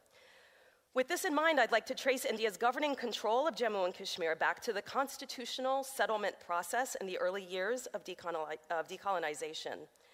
As Professor Bronlund explained, Jammu and Kashmir was a princely state during British colonial rule in India, and it maintained its sovereign status as an independent monarchy through the subcontinent's independence in the institution of India and Pakistan in August 1947, until these two newly sovereign nations officially went to war over the region in May of 1948. In the decade following independence and partition, India's governance over J&K was legitimized through parallel constitutional drafting processes in India in the late 1940s and in J&K in the mid-1950s. It's important to note that J&K was the only state within the Indian Federation that negotiated the terms of its temporary entry into the Indian Union through a constituent assembly process by drafting its own constitution. Through these constitutional drafting processes, J&K was incorporated into the Indian constitutional framework with a form of sovereignty known as special status. This special constitutional relationship was established through what's known as Article 370 of the Indian Constitution. Article 370 limits the jurisdiction of the Indian Parliament in the state. Laws passed by the Indian Parliament in all areas except defense, communications, finance, and foreign affairs are not applied to the state unless passed by its own government. It gives the people of the state the right to form their own J&K Constituent Assembly, to draft their own J&K Constitution, and to choose their own J&K flag. It also establishes proto-citizenship rights through a category of permanent residents or state subjects, and prohibits any non-residents from purchasing land in the state. This constitutional arrangement of special status in relation to sovereignty has been gradually dismantled across the 20th century. The historical context is extremely important here. Article 370, and this is a key point, was written into the Indian Constitution during the India-Pakistan War and pending the UN resolution on the region. In this context of instability and uncertainty, it was written as a way to temporarily manage the constitutional relationship between J&K and India until the political will of the people could be established and a final settlement reached through the state's process of drafting its own constitution. Under Article 370, the Constituent Assembly of India initially granted popular democratic authority to the Constituent Assembly of J&K to draft the J&K Constitution with full sovereignty over all matters, including deciding the future of the monarchy and the state's constitutional relationship with India on the basis of the principle of self-determination. However, after Article 370 was put into place, the J&K Constituent Assembly was effectively brought under Indian control through intelligence operations, political repression, and physical force in the 1950s. Preventive detention laws were widely used in the 1950s up through the 1970s to punitively contain powerful opposition figures and to stifle democratic dissent, even when this dissent occurred within the official electoral process that ostensibly represented popular sovereignty. Popular leaders were jailed, co-opted politicians were installed. India annexed and integrated the territory through a series of executive presidential orders with the concurrence of the state government. This coercive constitutional relationship was made possible by the sense of permanent political danger and instability that was associated with the border state. We see then that across the 20th century and to the present day, India has established and maintained its effective control over J&K through constitutional processes and legal institutions that enact generalized notions of emergency and crisis. In other words, the distinctive spatial and social power relationships established in a provisional capacity amidst war and partition at the time of independence have been legitimized through rights regimes established through the constitutional structure and institutionalized through laws, executive orders, and the courts. And this provisionality has allowed for the active maintenance of a facade of democracy, the intentional framing of Kashmir as a dangerous border zone and a threat to the integrity of the nation, and the continuing implementation of laws of exception that establish the foundations for the intensive militarization and institutionalized impunity in the region. My colleague, Dr. Srimoyi Nandini Ghosh, a lawyer and a legal anthropologist who works as a legal researcher for JKCCS, and I have written about Kashmir's relationship to India as what we call occupational constitutionalism, a form of foreign dominance and control produced through the annexation of part of Kashmir's territory and its legal sovereignty to India in the aftermath of independence, and reproduced through a series of legal mechanisms and processes across time that institute a state of emergency and permanent crisis in the region. And preventive detention continues to be one of the most powerful and pernicious forms of punitive containment, running as a continuous thread through the colonial and post-colonial constitutional history in Kashmir. The most recent iteration of preventive detention law, the Public Safety Act of 1978, PSA, has been widely used as a central legal and political weapon of India's counterinsurgency operations in the state. The PSA allows for the administrative detention of individuals for up to 2 years in the regular prison system without charge or trial, through executive detention orders issued by administrative officials. This administrative detention applies to individuals suspected of involvement in activities that threaten the maintenance of order or national security. In a context of intense surveillance, the detention orders are commonly based on information dossiers provided by police with input from intelligence agencies. Preventive detention in J&K forms a routinized means of targeting individuals who support the cause of Kashmiri independence and who challenge the legitimacy of the Indian state in J&K, including street protesters, former militants, political lawyers, political leaders, lawyers, journalists, and human rights activists.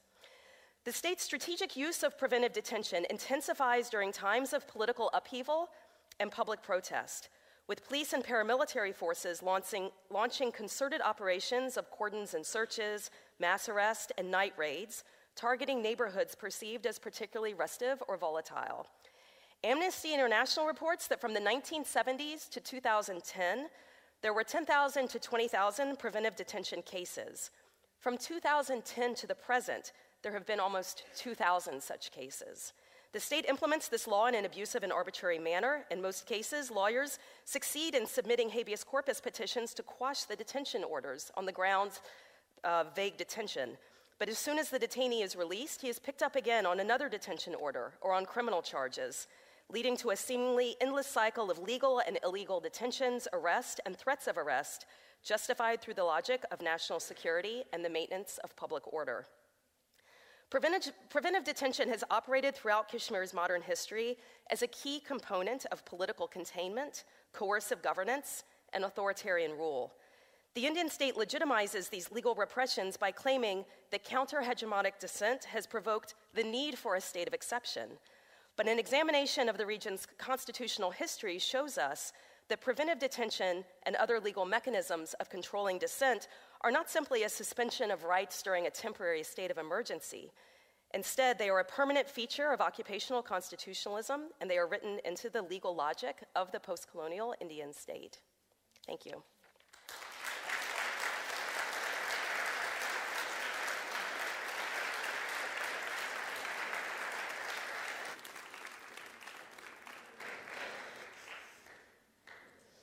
Thank you to the Rafto Foundation and to the wonderful student organizers for getting us all here to honor and celebrate the laureates, Pervez Imroz and Parveena Ahangar, and for creating this conducive space to foster a critical and much-needed dialogue on Kashmir.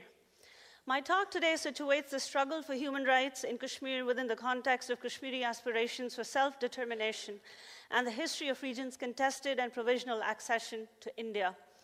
In the time that I have, I would like to make two big points. One, that in Kashmiri political imagination, their struggles against foreign or occupying powers predate India's partition in 1947, and two, that for most Kashmiris, democracy is a dirty word that has since 1947 enabled the entrenchment of militarized forms of control instead of providing robust opportunities for social and political change. Both these points illustrate the need to recount Kashmir's unique history that is shaped by the events of partition, but also exceeds this history in very significant ways.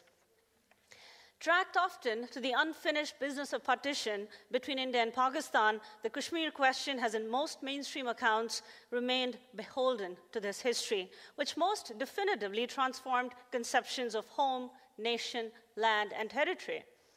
In this entire subcontinent.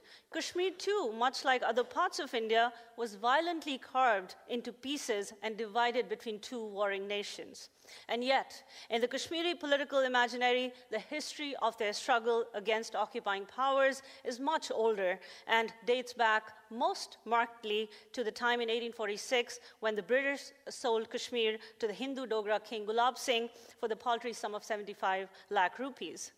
Lamenting the indignities of this transaction, the famous Urdu poet Hafiz Jalandhari wrote a poem decrying the deed of sale that started in Kashmir a reign of terror and strife while reducing Kashmiris to the status of slaves.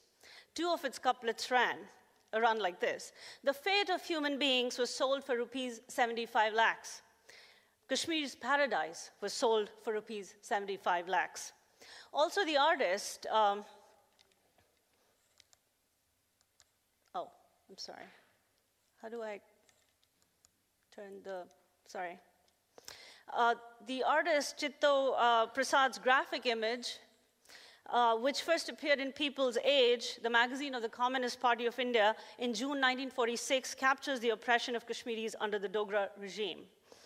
Many years later, in 1946, Kashmiris launched the Quit Kashmir movement against the Dogra rule. Sheikh Abdullah, one of its chief architects, proclaimed, quote, "No sale deed, however sacrosanct, could condemn more than 4 million men and women to the servitude of an autocrat," end quote.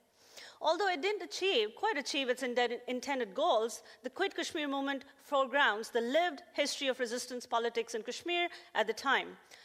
A quote from the 1946 issue of the People's Magazine illustrates the spirit of this movement. And I quote, "Quit Kashmir. Hundreds of placards bearing the slogan in bold letters have appeared all over Srinagar. At night, the city rings with groups shouting the slogans of the resistance.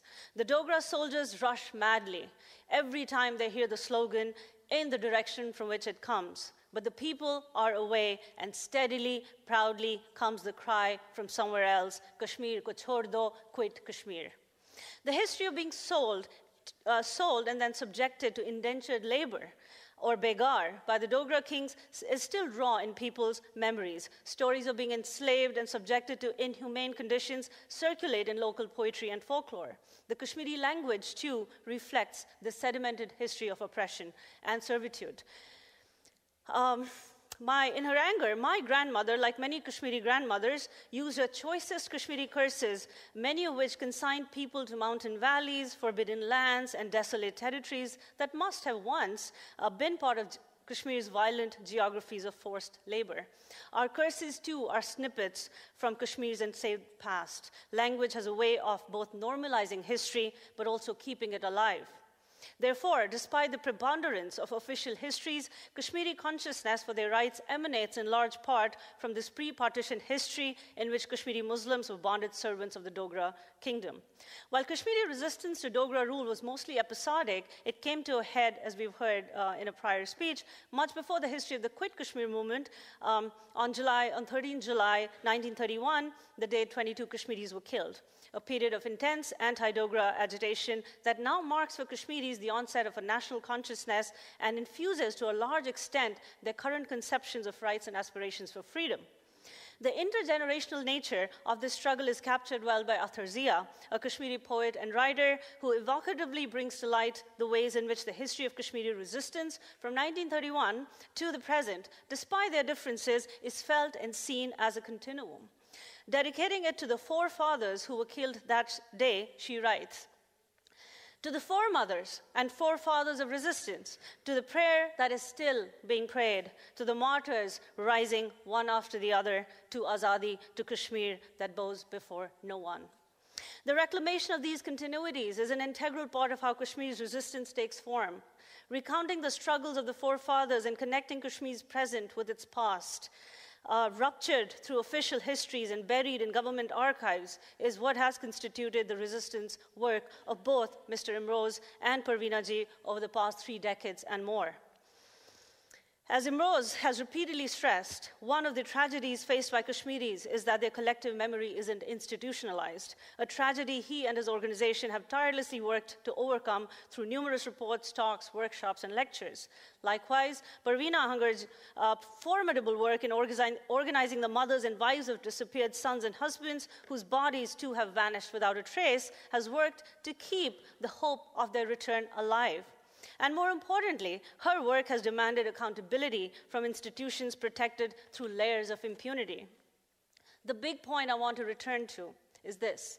If you take into account this pre-partition history of people's organized and unorganized resistance, then the Kashmir issue can no longer reasonably be understood within the contentious relationship between India and Pakistan alone. And also, as a reminder, the Dogra Maharaja, who signed the instrument of accession, had no legitimacy among vast swaths of the local population. This brings me to my other big point, which is about the nature of democracy in Kashmir and its role in strengthening what have often been called collaborative or puppet governments. In other words, how democracy has become a prop for Kashmir's prolonged military occupation. Like everything else, however, this story too will reference forefathers and foremothers, this time my own. My grandfather's is just one story among many others that illuminates the tumultuous decades between the 1940s and the 1960s, a time when, in his own words, it was already clear that Kashmiris had been relegated to the position of slaves after India's independence. Kashmiri freedom fighters were lifted during the darkness of the night and kicked into dark cells without knowing the grounds of their imprisonment, end quote. And this goes back to the preventive detention strategies of the state that we've already heard about from Dr. Dujansky. My grandfather, too, Mr. Vaishnavi, a lawyer by profession, was jailed 7 times. Like many other forefathers in the story, and foremothers too, some of whom were exiled, some of whom disappeared, he too was jailed under the most brutal conditions and ordered several times to cease his political activities, most of which included writing extensively in local newspapers, starting his own paper, Jamhoor, in 1952, which means democracy, which was banned only 4 months after it was launched, fighting cases on behalf of political prisoners, and most importantly, championing the cause of Kashmir's self-determination as enshrined in the UN security resolutions from the 1940s, late 1940s and the 50s. Very little is known about this time in Kashmir's turbulent history. In mainstream accounts, it appears mostly as a peaceful period with no trace or existence of resistance movements. When read against this peaceful background, the events of 1989 seem to make very little sense, or at best, they seem erratic. And yet, as my grandfather notes in one of his prison diaries, every step the government took during those years was to ensure that, quote, the silence of the grave did not suffer any vibration on account of dissent or political difference with the powers that held the sway, end quote. How was this silence enforced? Brings me to my last point I want to make today about the nature of democratic rule in Kashmir. While violent means were certainly adopted, such as exiles, tortures, solitary confinements, tactics that have only intensified in recent years and enforced with much more brutality, electoral management was also used to silence dissent or quell representative voices that imagined Kashmir's alternative futures outside the confines of the Indian Constitution. By now, this is old news for Kashmiris, who have experienced several electoral cycles, each of which has left more of them dead and even more disenfranchised. They have repeatedly seen how a tattered cosmetic democracy has repeatedly been used to undermine their lives, their human and political rights.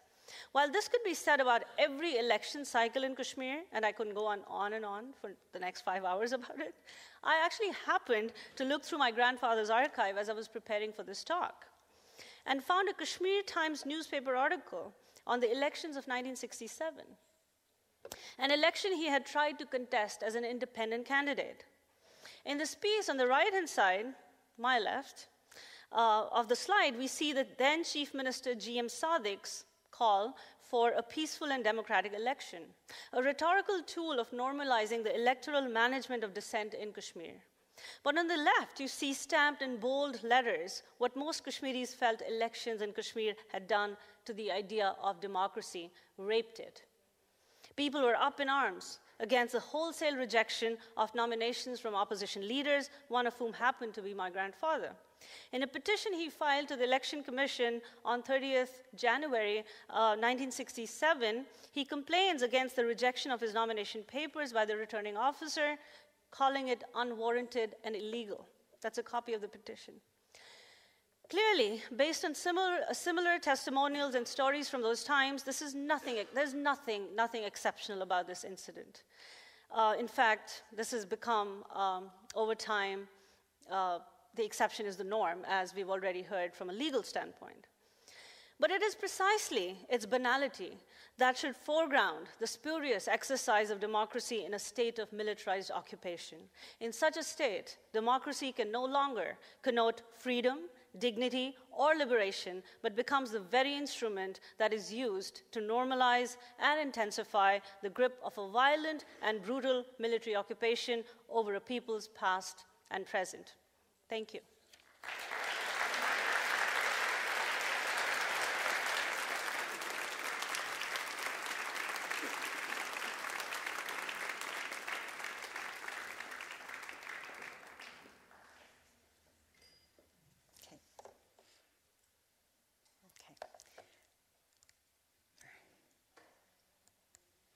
So first of all, I would like to congratulate Parveena Ahangar and Pervez Imroz for the award of the Rafto Human Rights Prize for 2017.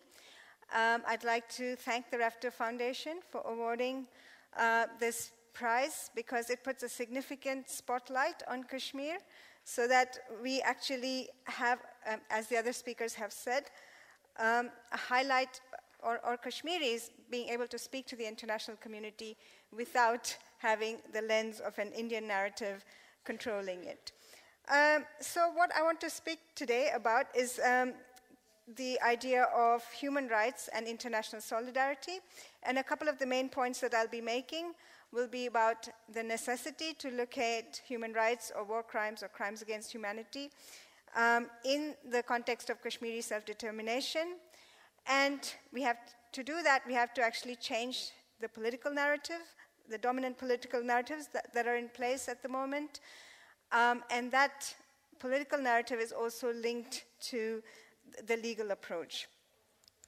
So I want to begin with my own journey of solidarity with the Association of Parents of Disappeared Persons and the Kashmiri struggle for self-determination, which began properly when I first met Parveena Ahangar in London in a conference that I had co-organized with a colleague, Dibesh Anand, who's in the audience today. And as Parveena ji spoke, something of the unthinkable grief, suffering that she felt, the deep, dark well of injustice that she was looking at, and the reservoir of compelling strength with which she had been fighting for 27 years conveyed itself to the audience. 27 years. Most of the people in the audience wept, as did I. And I decided to educate myself, and I could only educate myself by actually listening to Parveena ji, to understanding a little bit about APDP's activities, to reading the reports, the very valuable reports put out by JKCCS, by listening to a whole segment of Kashmiri scholars, writers, poets, artists, political cartoonists, journalists, photojournalists, filmmakers, musicians, and so on, and also their allies, non-Kashmiris, who have been also working on these issues. And this has given me a sense of some of the things that can be done in terms of international solidarity. So this is actually a cartoon by Mir Suhail Qadri, which 15th of August is Indian Independence Day, as some of you would know. And the image is one of a float of death, really, for Kashmiris, Independence Day as marking that. The word zulm in Urdu that Parveena ji uses, that many Kashmiris use, describes an intense oppression. It refers to cruelty, it refers to crime, but it also refers to the idea that one who is oppressed is deprived of their rights by the oppressor.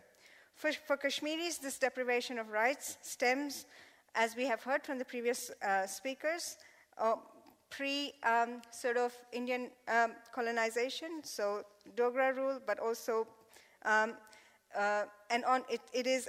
this oppression is ongoing, and the struggle for self-determination is also ongoing.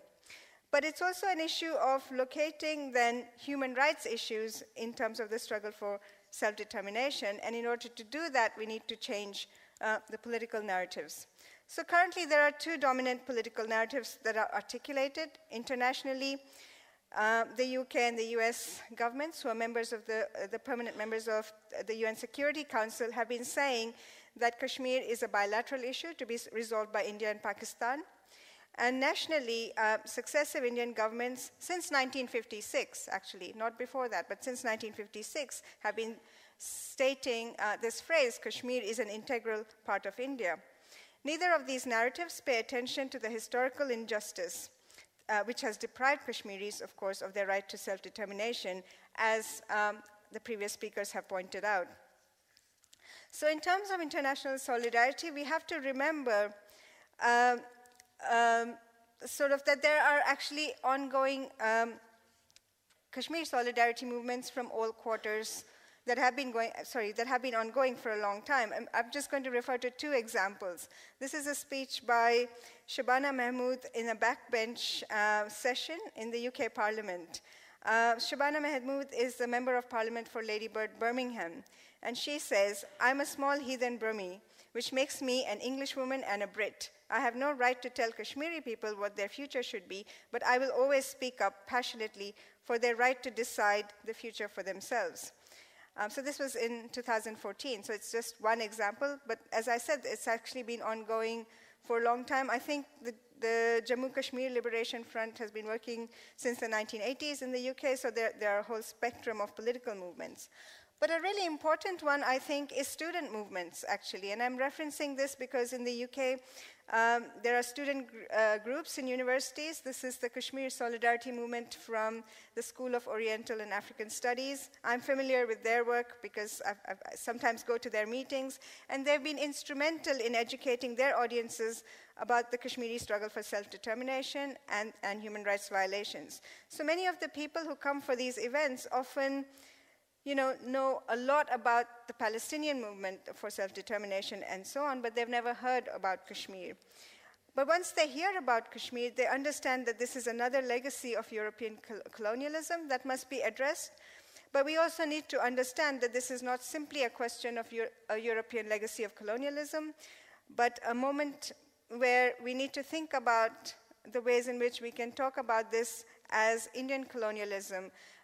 Haley Dushinsky has used the word constitutional occupation.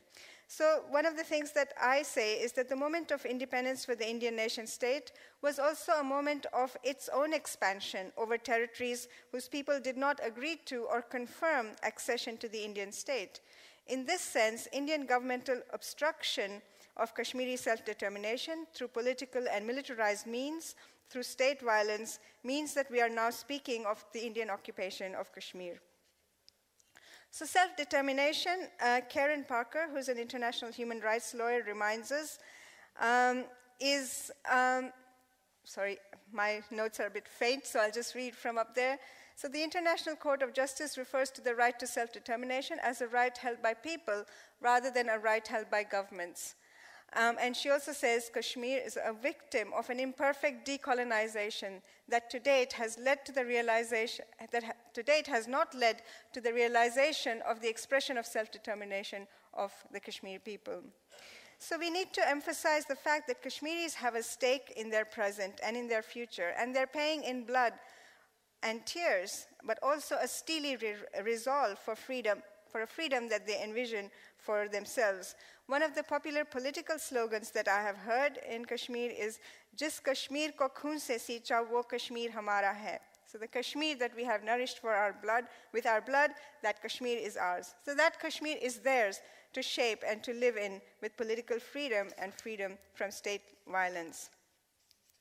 So in terms of changing a political narrative, this is also linked, I said, the changing of a political narrative is very much linked to changing a legal narrative.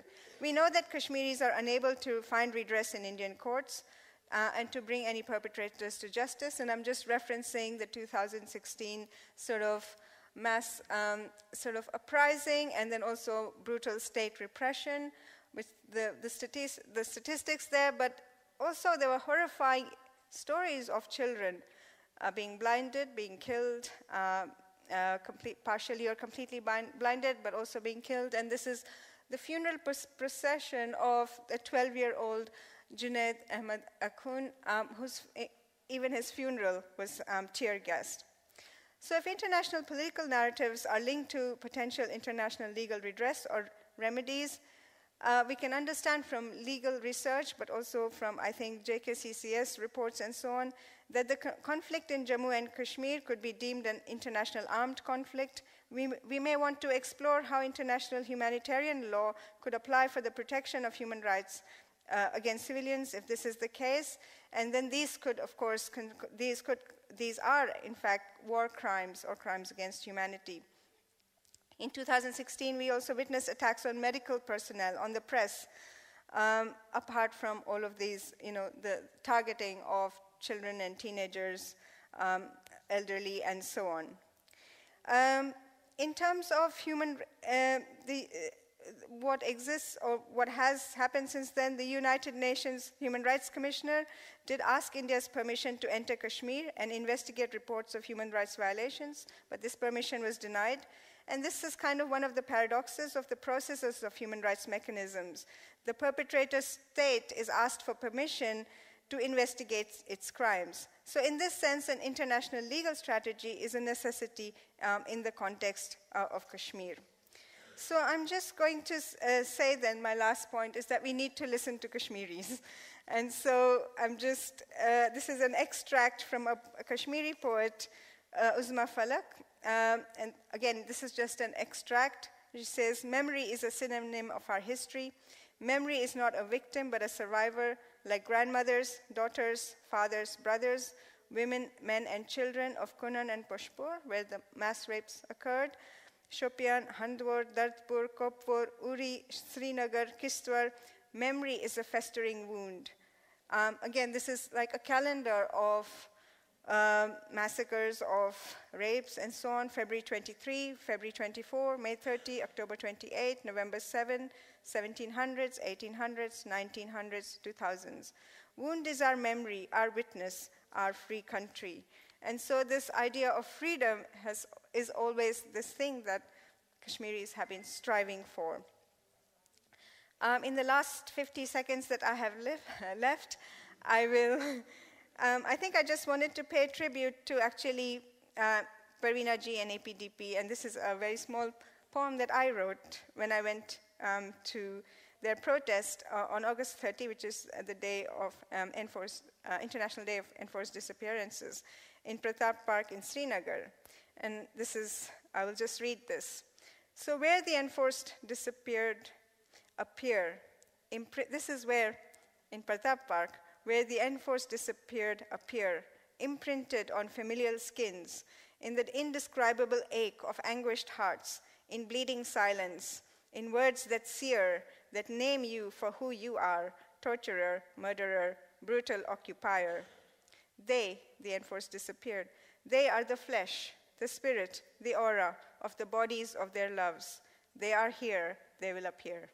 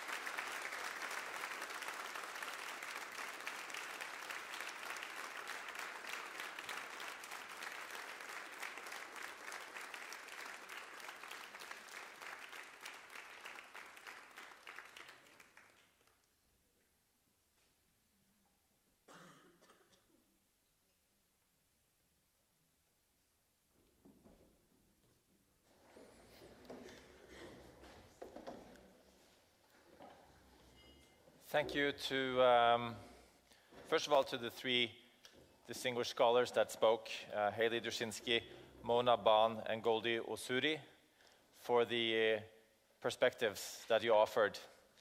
I think that we now have a much greater perspective and a lot more knowledge than we started the day.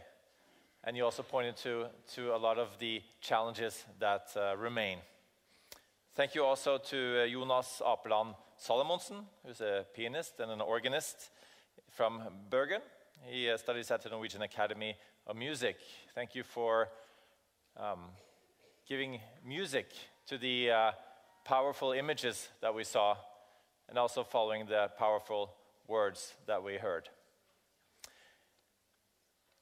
I would now like to welcome up to the stage our distinguished laureates, Parvina and Parvez, please.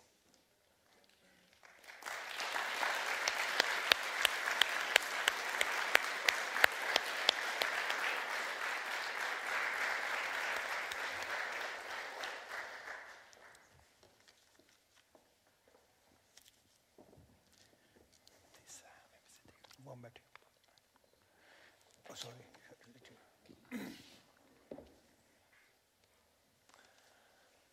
Thank you so much.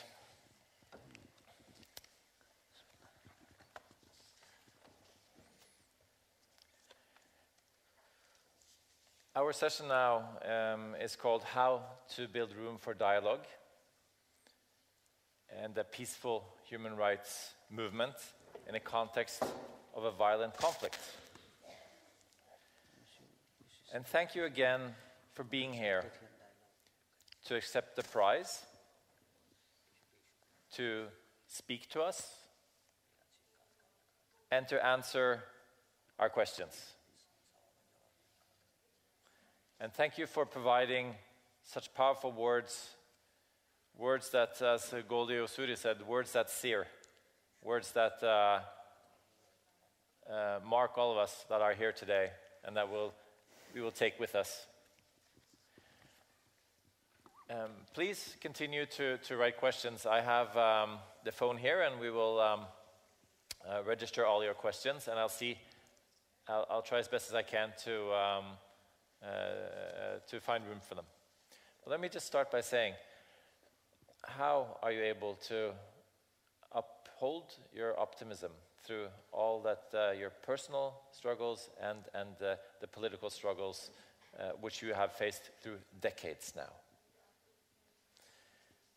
Maybe we can start with you, Parvez Imroz. Yeah. But can you repeat the question again? Can you repeat the question again? Yes. Sorry. How are you able to be optimistic? Well, I'm not optimistic, telling you very frankly. You see, the way the Indian government's stand is, right? Indian government is convinced that they can win an occupation, right?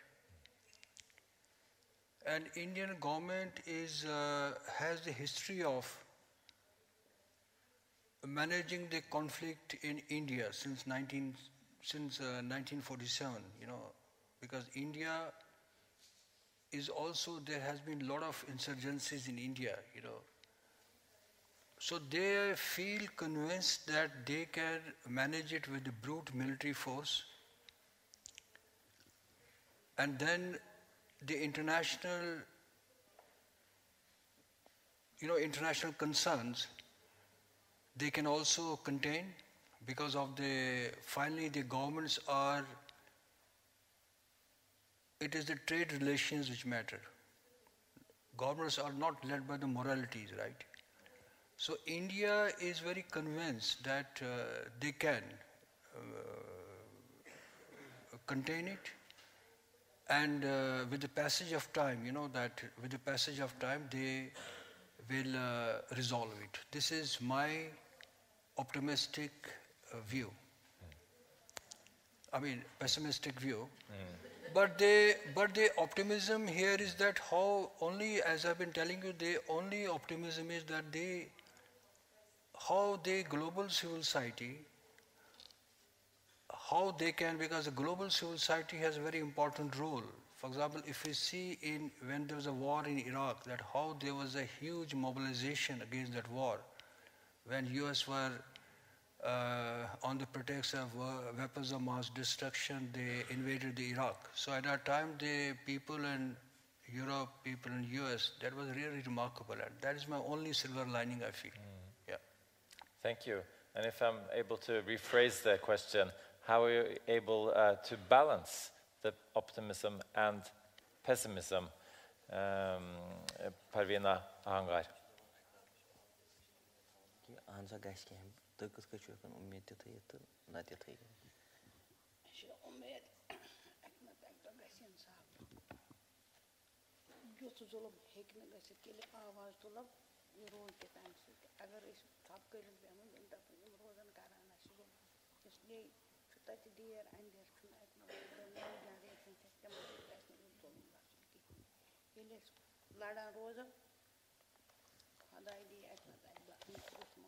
Okay. She says that the challenge is to keep the fight on persistently. She has optimism that it's this generation who has not got justice, is maybe the next generation. The challenge for her is that pessimism that this generation will not get justice, but the optimism for is that one day, maybe next generation, if we are able to transform and transfer the entire injustice and crimes committed to them, may get justice in future. Thank you. And you mentioned the word generation. Yeah. And I'd like to ask you to comment on that, on the generation perspective of it. A lot of the people in the audience here are students. Yeah. As you know, there are students that are behind the Rafto Foundation and this conference and the ceremony tomorrow. How do you view the youth, the young generation in the region and their viewpoint and their efforts?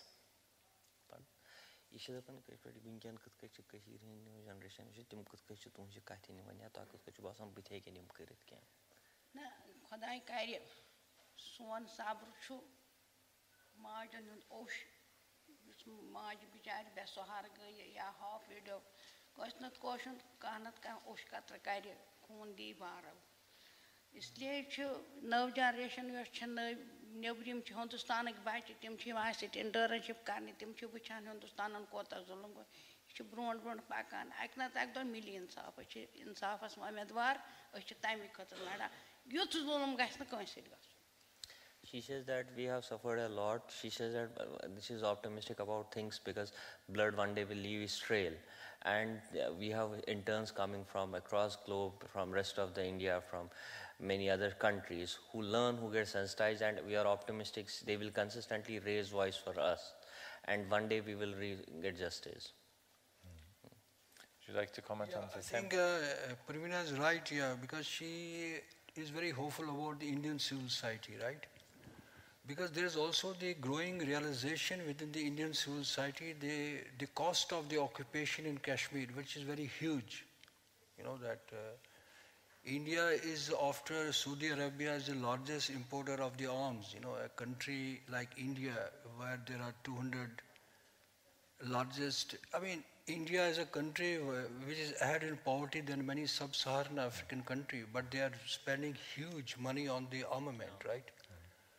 They're getting more arms, and then a country where you have that 77% Indians live less than $50 a day. I mean, and then in other indexes conducted by by different institutions, they are going down. So what also we have been impressing upon the Indian civil society, that finally that it's not only Kashmiri which is suffering, you also are invisibly, you also are paying for the cost of the occupation, right? So there is an engagement with the Indian civil society, which unfortunately after the new government came, which is very hawkish, the present government, they have choked the space of the Indian civil society there also. So they also are, there is a growing realization that Kashmir at what cost? Because Kashmir is a wound, that which is healing. But other thing which is very important for me to understand, inform here the audience, how India gets away. Because how India manages the issues internationally. In 1995, that 5 foreigners were abducted in Kashmir. One was the Norwegian named Ostro.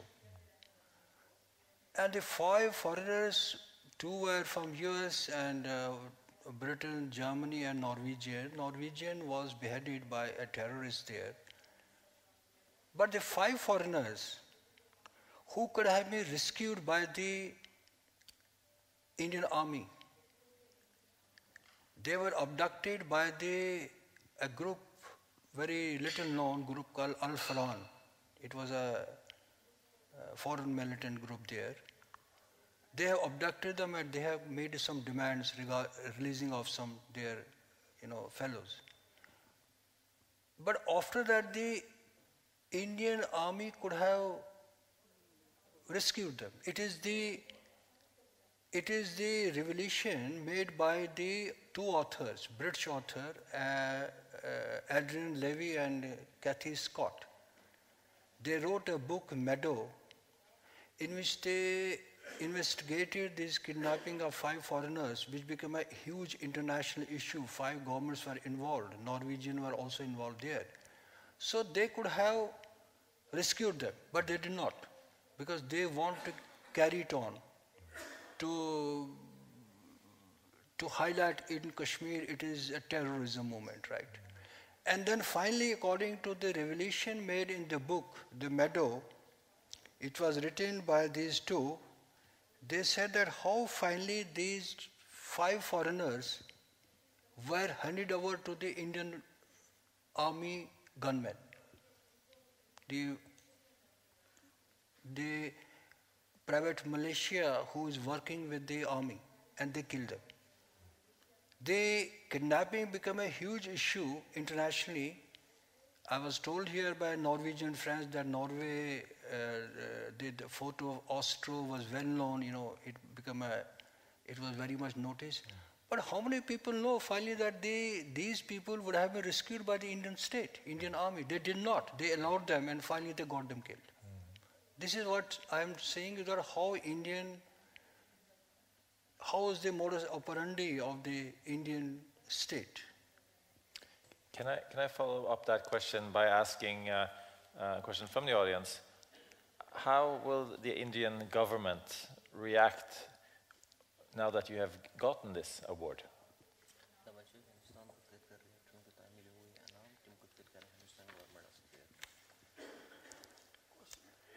Hindustan government में जाते हो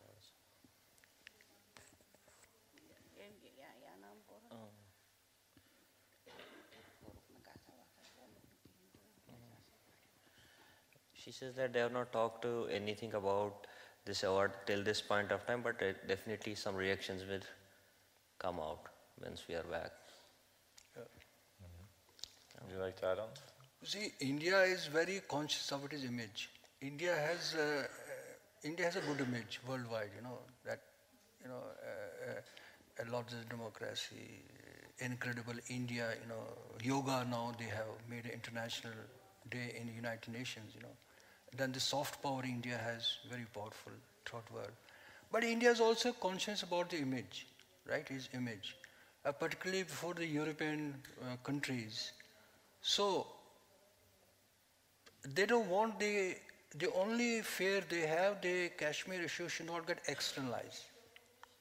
It should not get externalized, what they are doing in Kashmir. So, I think this award may disturb them, of course, but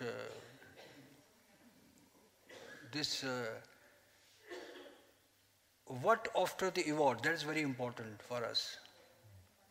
If after this very important award that if there is some sort of sustained follow-up for for exposing the lies of the Indian state before the international community, I think that really will make some difference. Could also follow up that by asking, is there any political debate in India about Kashmir that is a concrete debate?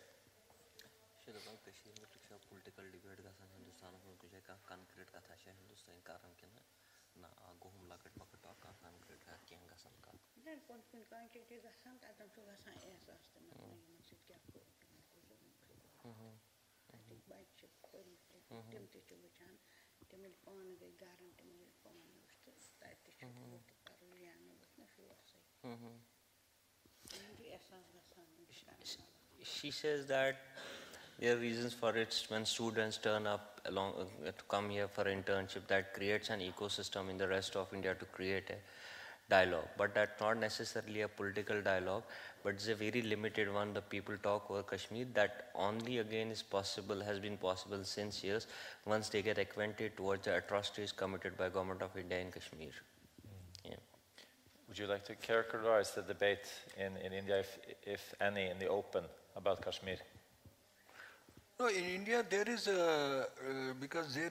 we have a lot of interaction with the Indian civil society groups there. Mostly the civil society in India is being dominated, as I said earlier, the upper caste Brahmankar, which are also ruling India. But there is a debate that how long we are going to accept the shame from the international, because morally Indian state is very defensive on Kashmir, And then even if we have seen 2010 and 2016, there are a lot of dissident voices within Indian politicians also. Even one politician who was the Home Minister, former Home Minister, he has said that we have to give autonomy, what he said, azadi or somehow. And even there are journalists there. But finally, Kashmir is a very sensitive issue for the Indian government, It's a very, very sensitive issue because they are seeing Kashmir issue through the prism of Pakistan, And but there is a growing realization that Kashmir, after 70 years, we have to resolve it, But the hard liner there, the right-wing political parties still believe on military solution. Would you care to maybe elaborate a little bit on Pakistan's role? And what you expect from Pakistan's role in the process forward?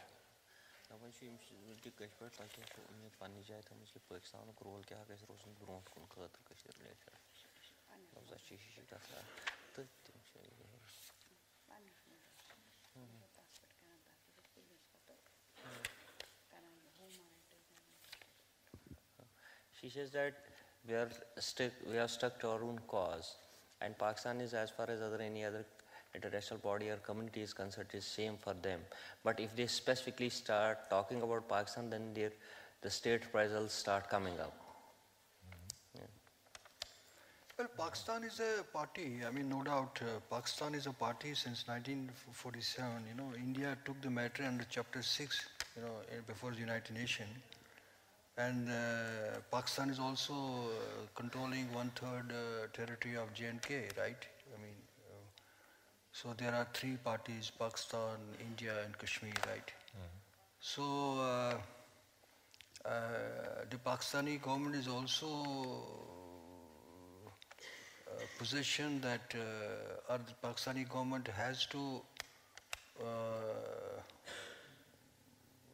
accept the will of the people of Kashmir, whatever their will is.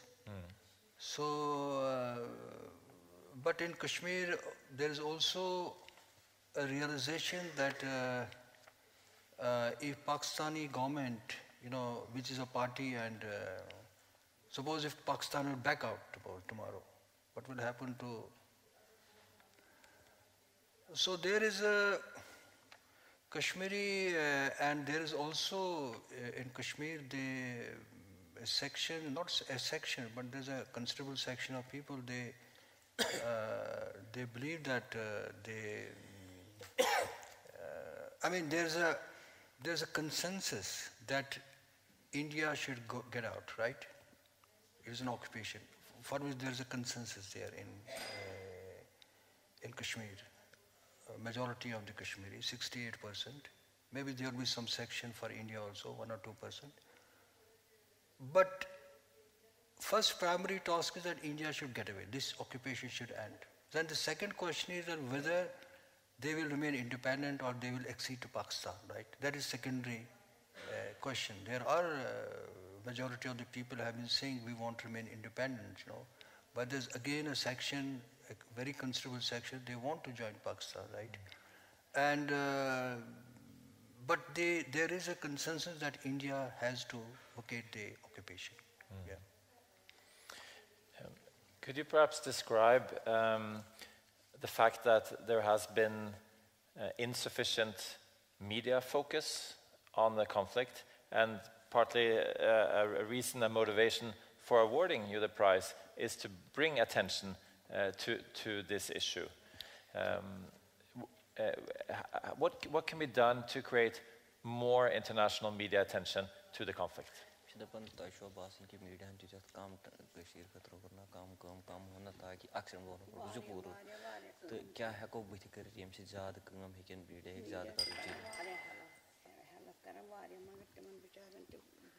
Ishwan international media mo hova Kashmir maza tim kat kach khurra yan Kashmir kat kach kum cheez bajan karein taaki international media hai jad Kashmir baras kat kach manan. She says that I acknowledge that international media has given very little attention to this thing, and particularly this prize will start an awareness type of campaign for Kashmir. And there needs a lot more to do this kind of activities wherein Kashmir can gain attention on international media. Yeah.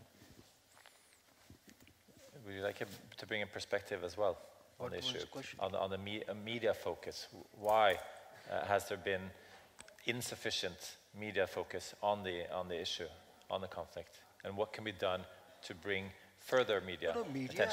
Media has been particularly after 1998. Kashmir it got attention in 1998 when there was a nuclear explosion by India. Then there was a response from Pakistan, nuclear response from Pakistan. And then Kashmir got a huge, attention globally. And then also the human rights violations being done in a sustained manner there, which is still continuing there, So they have been reporting there, but Kashmir is only a news,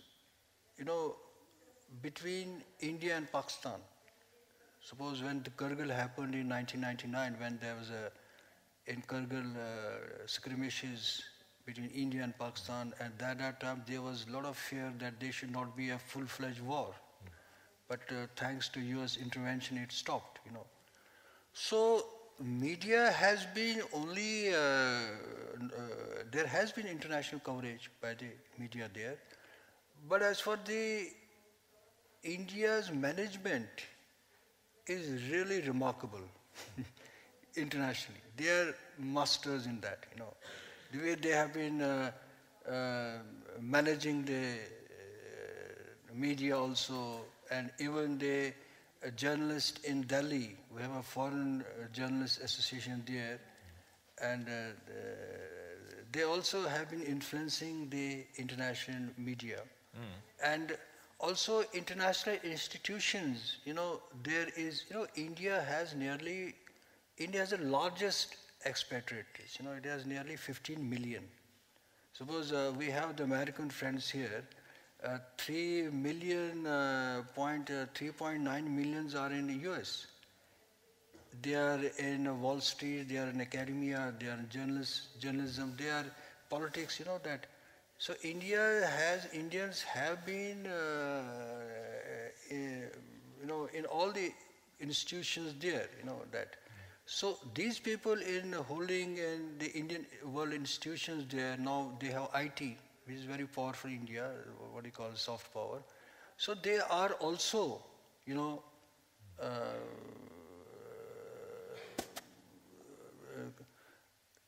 trying their best to, to contain, to support the government's position on Kashmir. Yeah. That is the big issue.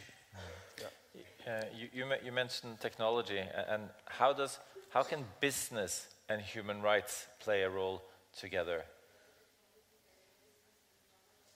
And how can the international community use a business perspective to help pursue human rights in the area? Is it possible? No, it is other way around. India has been because India is a huge market, for the international. So India has been able to have trade relations, with MNCs, and then.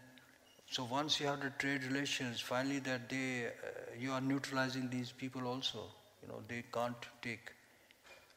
I mean, finally, even the corporations that, suppose if the corporations there's a corporate social responsibility, right? In the corporate social responsibility, how many of them would like to work for the half widows or for the children of disappeared people or for mass graves? They can't. So India has. The trade has been also used by the India, to use as a deception for the Kashmir. Is that something you would like to comment on as well? How business and how technology, for instance, trade relations towards India can play a role in human rights efforts?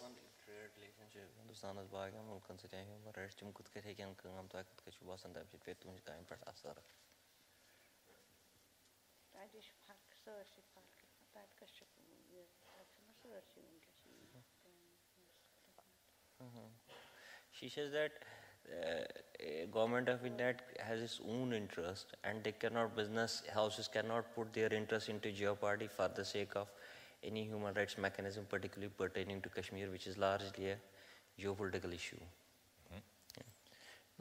Could I ask the both of you about talking about the international community? What about the UN? Are they taking the right approach, and are they making progress in any way?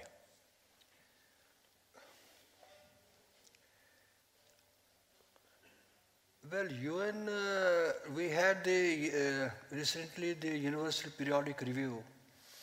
After every 4 years, there are the Universal Periodic Review. India had this year Universal Periodic Review, and I was really personally very disappointed to see the response of the different governments. None of the governments raised any issue on Kashmir, right? And 155 recommendations they have made. India, even for example, ratifying the Convention on Torture, or because now India is not allowing they are de-registering the NGOs there, because they are causing a lot of embarrassment to them. There was not a single word on that. So the Universal Periodic Review was, it was nothing. And the other thing is the United Nations mechanisms there, like special rapporteurs. India has allowed 3 rapporteurs so far in Kashmir. Special rapporteur on the religious freedom, special rapporteur on the human rights defender, and special rapporteur on the extrajudicial killings, right? They gave a report against India, and they also were taken to Kashmir, where we somehow managed to meet them. It was very difficult. They don't want us to meet them. So India, the United Nations mechanisms, they are like special rapporteur on the human on the enforced disappearance, they are not allowing, and other mechanisms they are not allowing. While in Pakistan, where there are some disappearances in northwest, some provinces there, they have allowed them. Are they special rapporteur on disappearance have been allowed even in Sri Lanka? Special rapporteur have been allowed in Nepal. Disappearance is both there. I mean, it is in Sri Lanka, in different countries in Asia. They have allowed them. Only India has not allowed them. India has said no. So UN mechanisms, and the paradox is that India is ambitious to get the permanent seat in Security Council. That is the paradox, and by not respecting the Article 1st of both the covenants of ICCPR and the ECOSOS, which is well known. So India has not been allowing, recently we had just 2 days, I happened to meet the Deputy High Commissioner, Karen. She was at Delhi, Deputy High Commissioner of UN Human Rights Commission was Delhi. I forgot her name. We had a meeting with them. So they are, but Indian government has not allowed the UN Human Rights Commission's request to give access to the fact-finding in Kashmir and both sides of Kashmir. So Pakistan has said that if Indian government will allow you, you can come. But Indian government has not allowed them. Indian government is very, very sensitive on Kashmir. Even the international organizations in Kashmir, like ICRC, we have a ICRC there, they have no mandate. Even the ICRC, which has been working on the missing persons in different countries, which has been working on the mass graves, so ICRC has been told not even to go and meet the detainees. They had a very limited mandate, MOU, that was to meet the detainees in jails. Even now they have stopped. I don't know whether ICRC is going to leave. So India is not very, even when there are elections there, because once there are elections in a conflict area, and the elections which has always remained controversial, as was said here by our friends from US, because they have been rigged.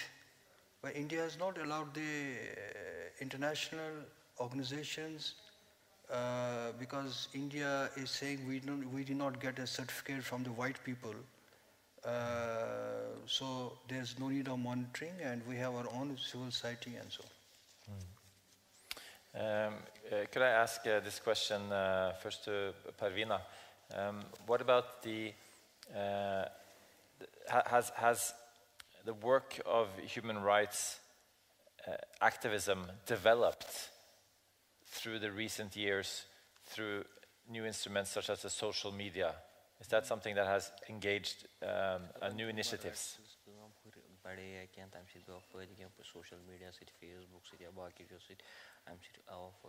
also the internet as well.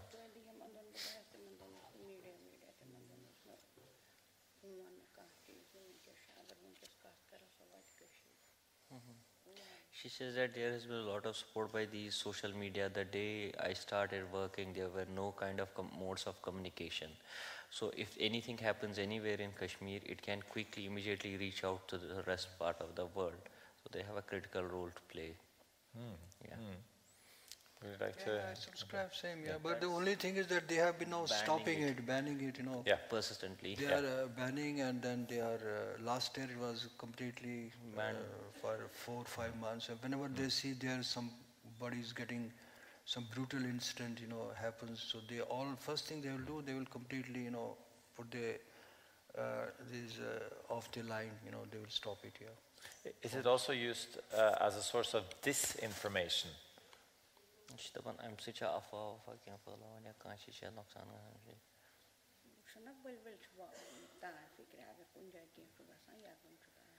says it's not for disinformation, maybe not from this mechanism, it has not been used for disinformation purposes. Yeah. Yeah, sometimes rumors are there, rumors are there, rumors happen there, yeah. But as she was saying, Parveena, that it is really, Facebook is now a big problem for the government of India. They cannot stop it in a conflict area. The first job of the government is to control the news, because you know that news is, truth is the first casualty there in a conflict. So they manage, which they have been managing in 1990s, because the 1990 was where highest sort of human rights violations took place, massacres, But this time is very difficult for them, and then, but they have used a new technique. They have started arresting people promiscuously. Young people are very, if we have citizen journalists, they also have, there's a huge networking of the, informers in Kashmir Valley, and where they are providing them the photos of the people who are taking part in the processions, who are agitating. So it is also both way. But for government, it is a big problem. Yeah. We're reaching the end of our panel discussion now. I've seen a couple of questions that regard your own personal sacrifice you've talked about and elaborated on in your talks. But could you say something more perhaps about the dangers you face as you continue with your activism?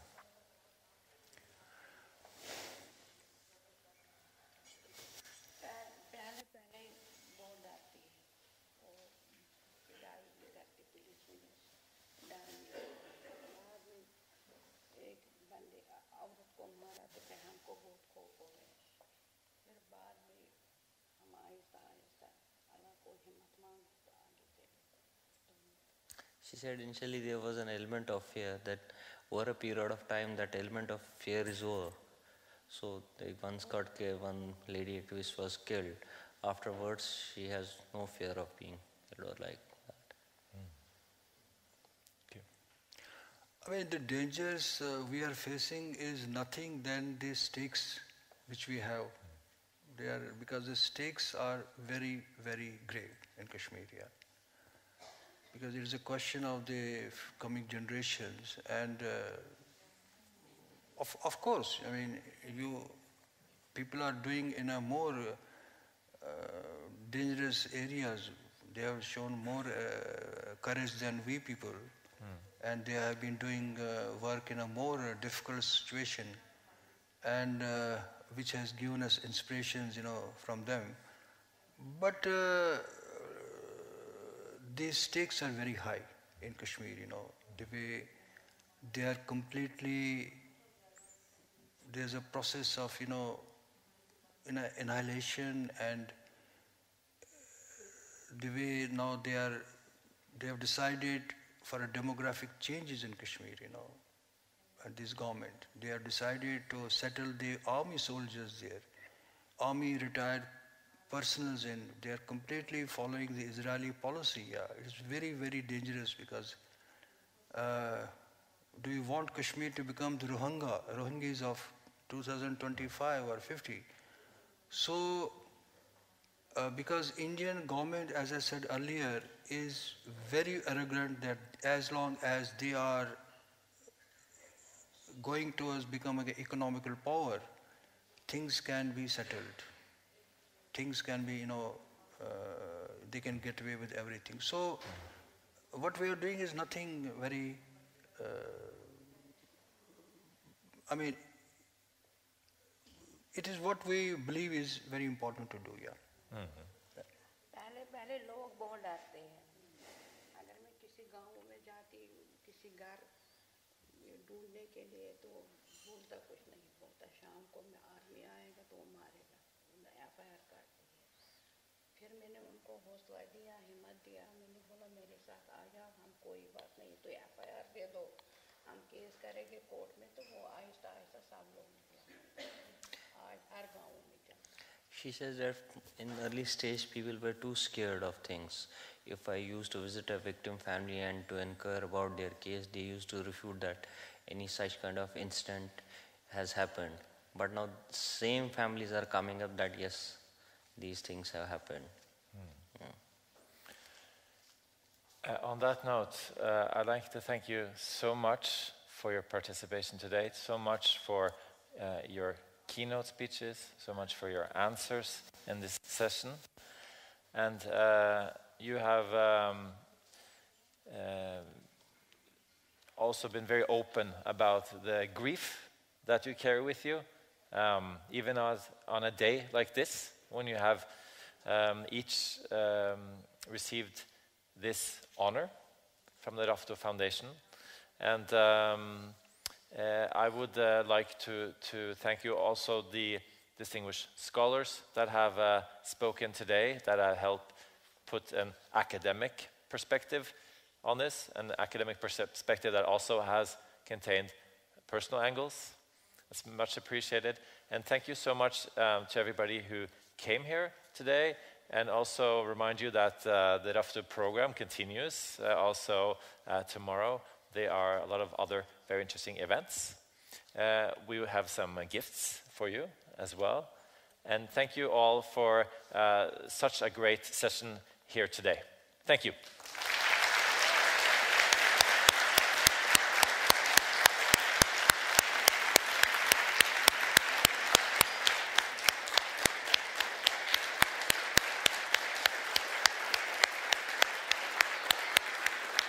Yeah, you there?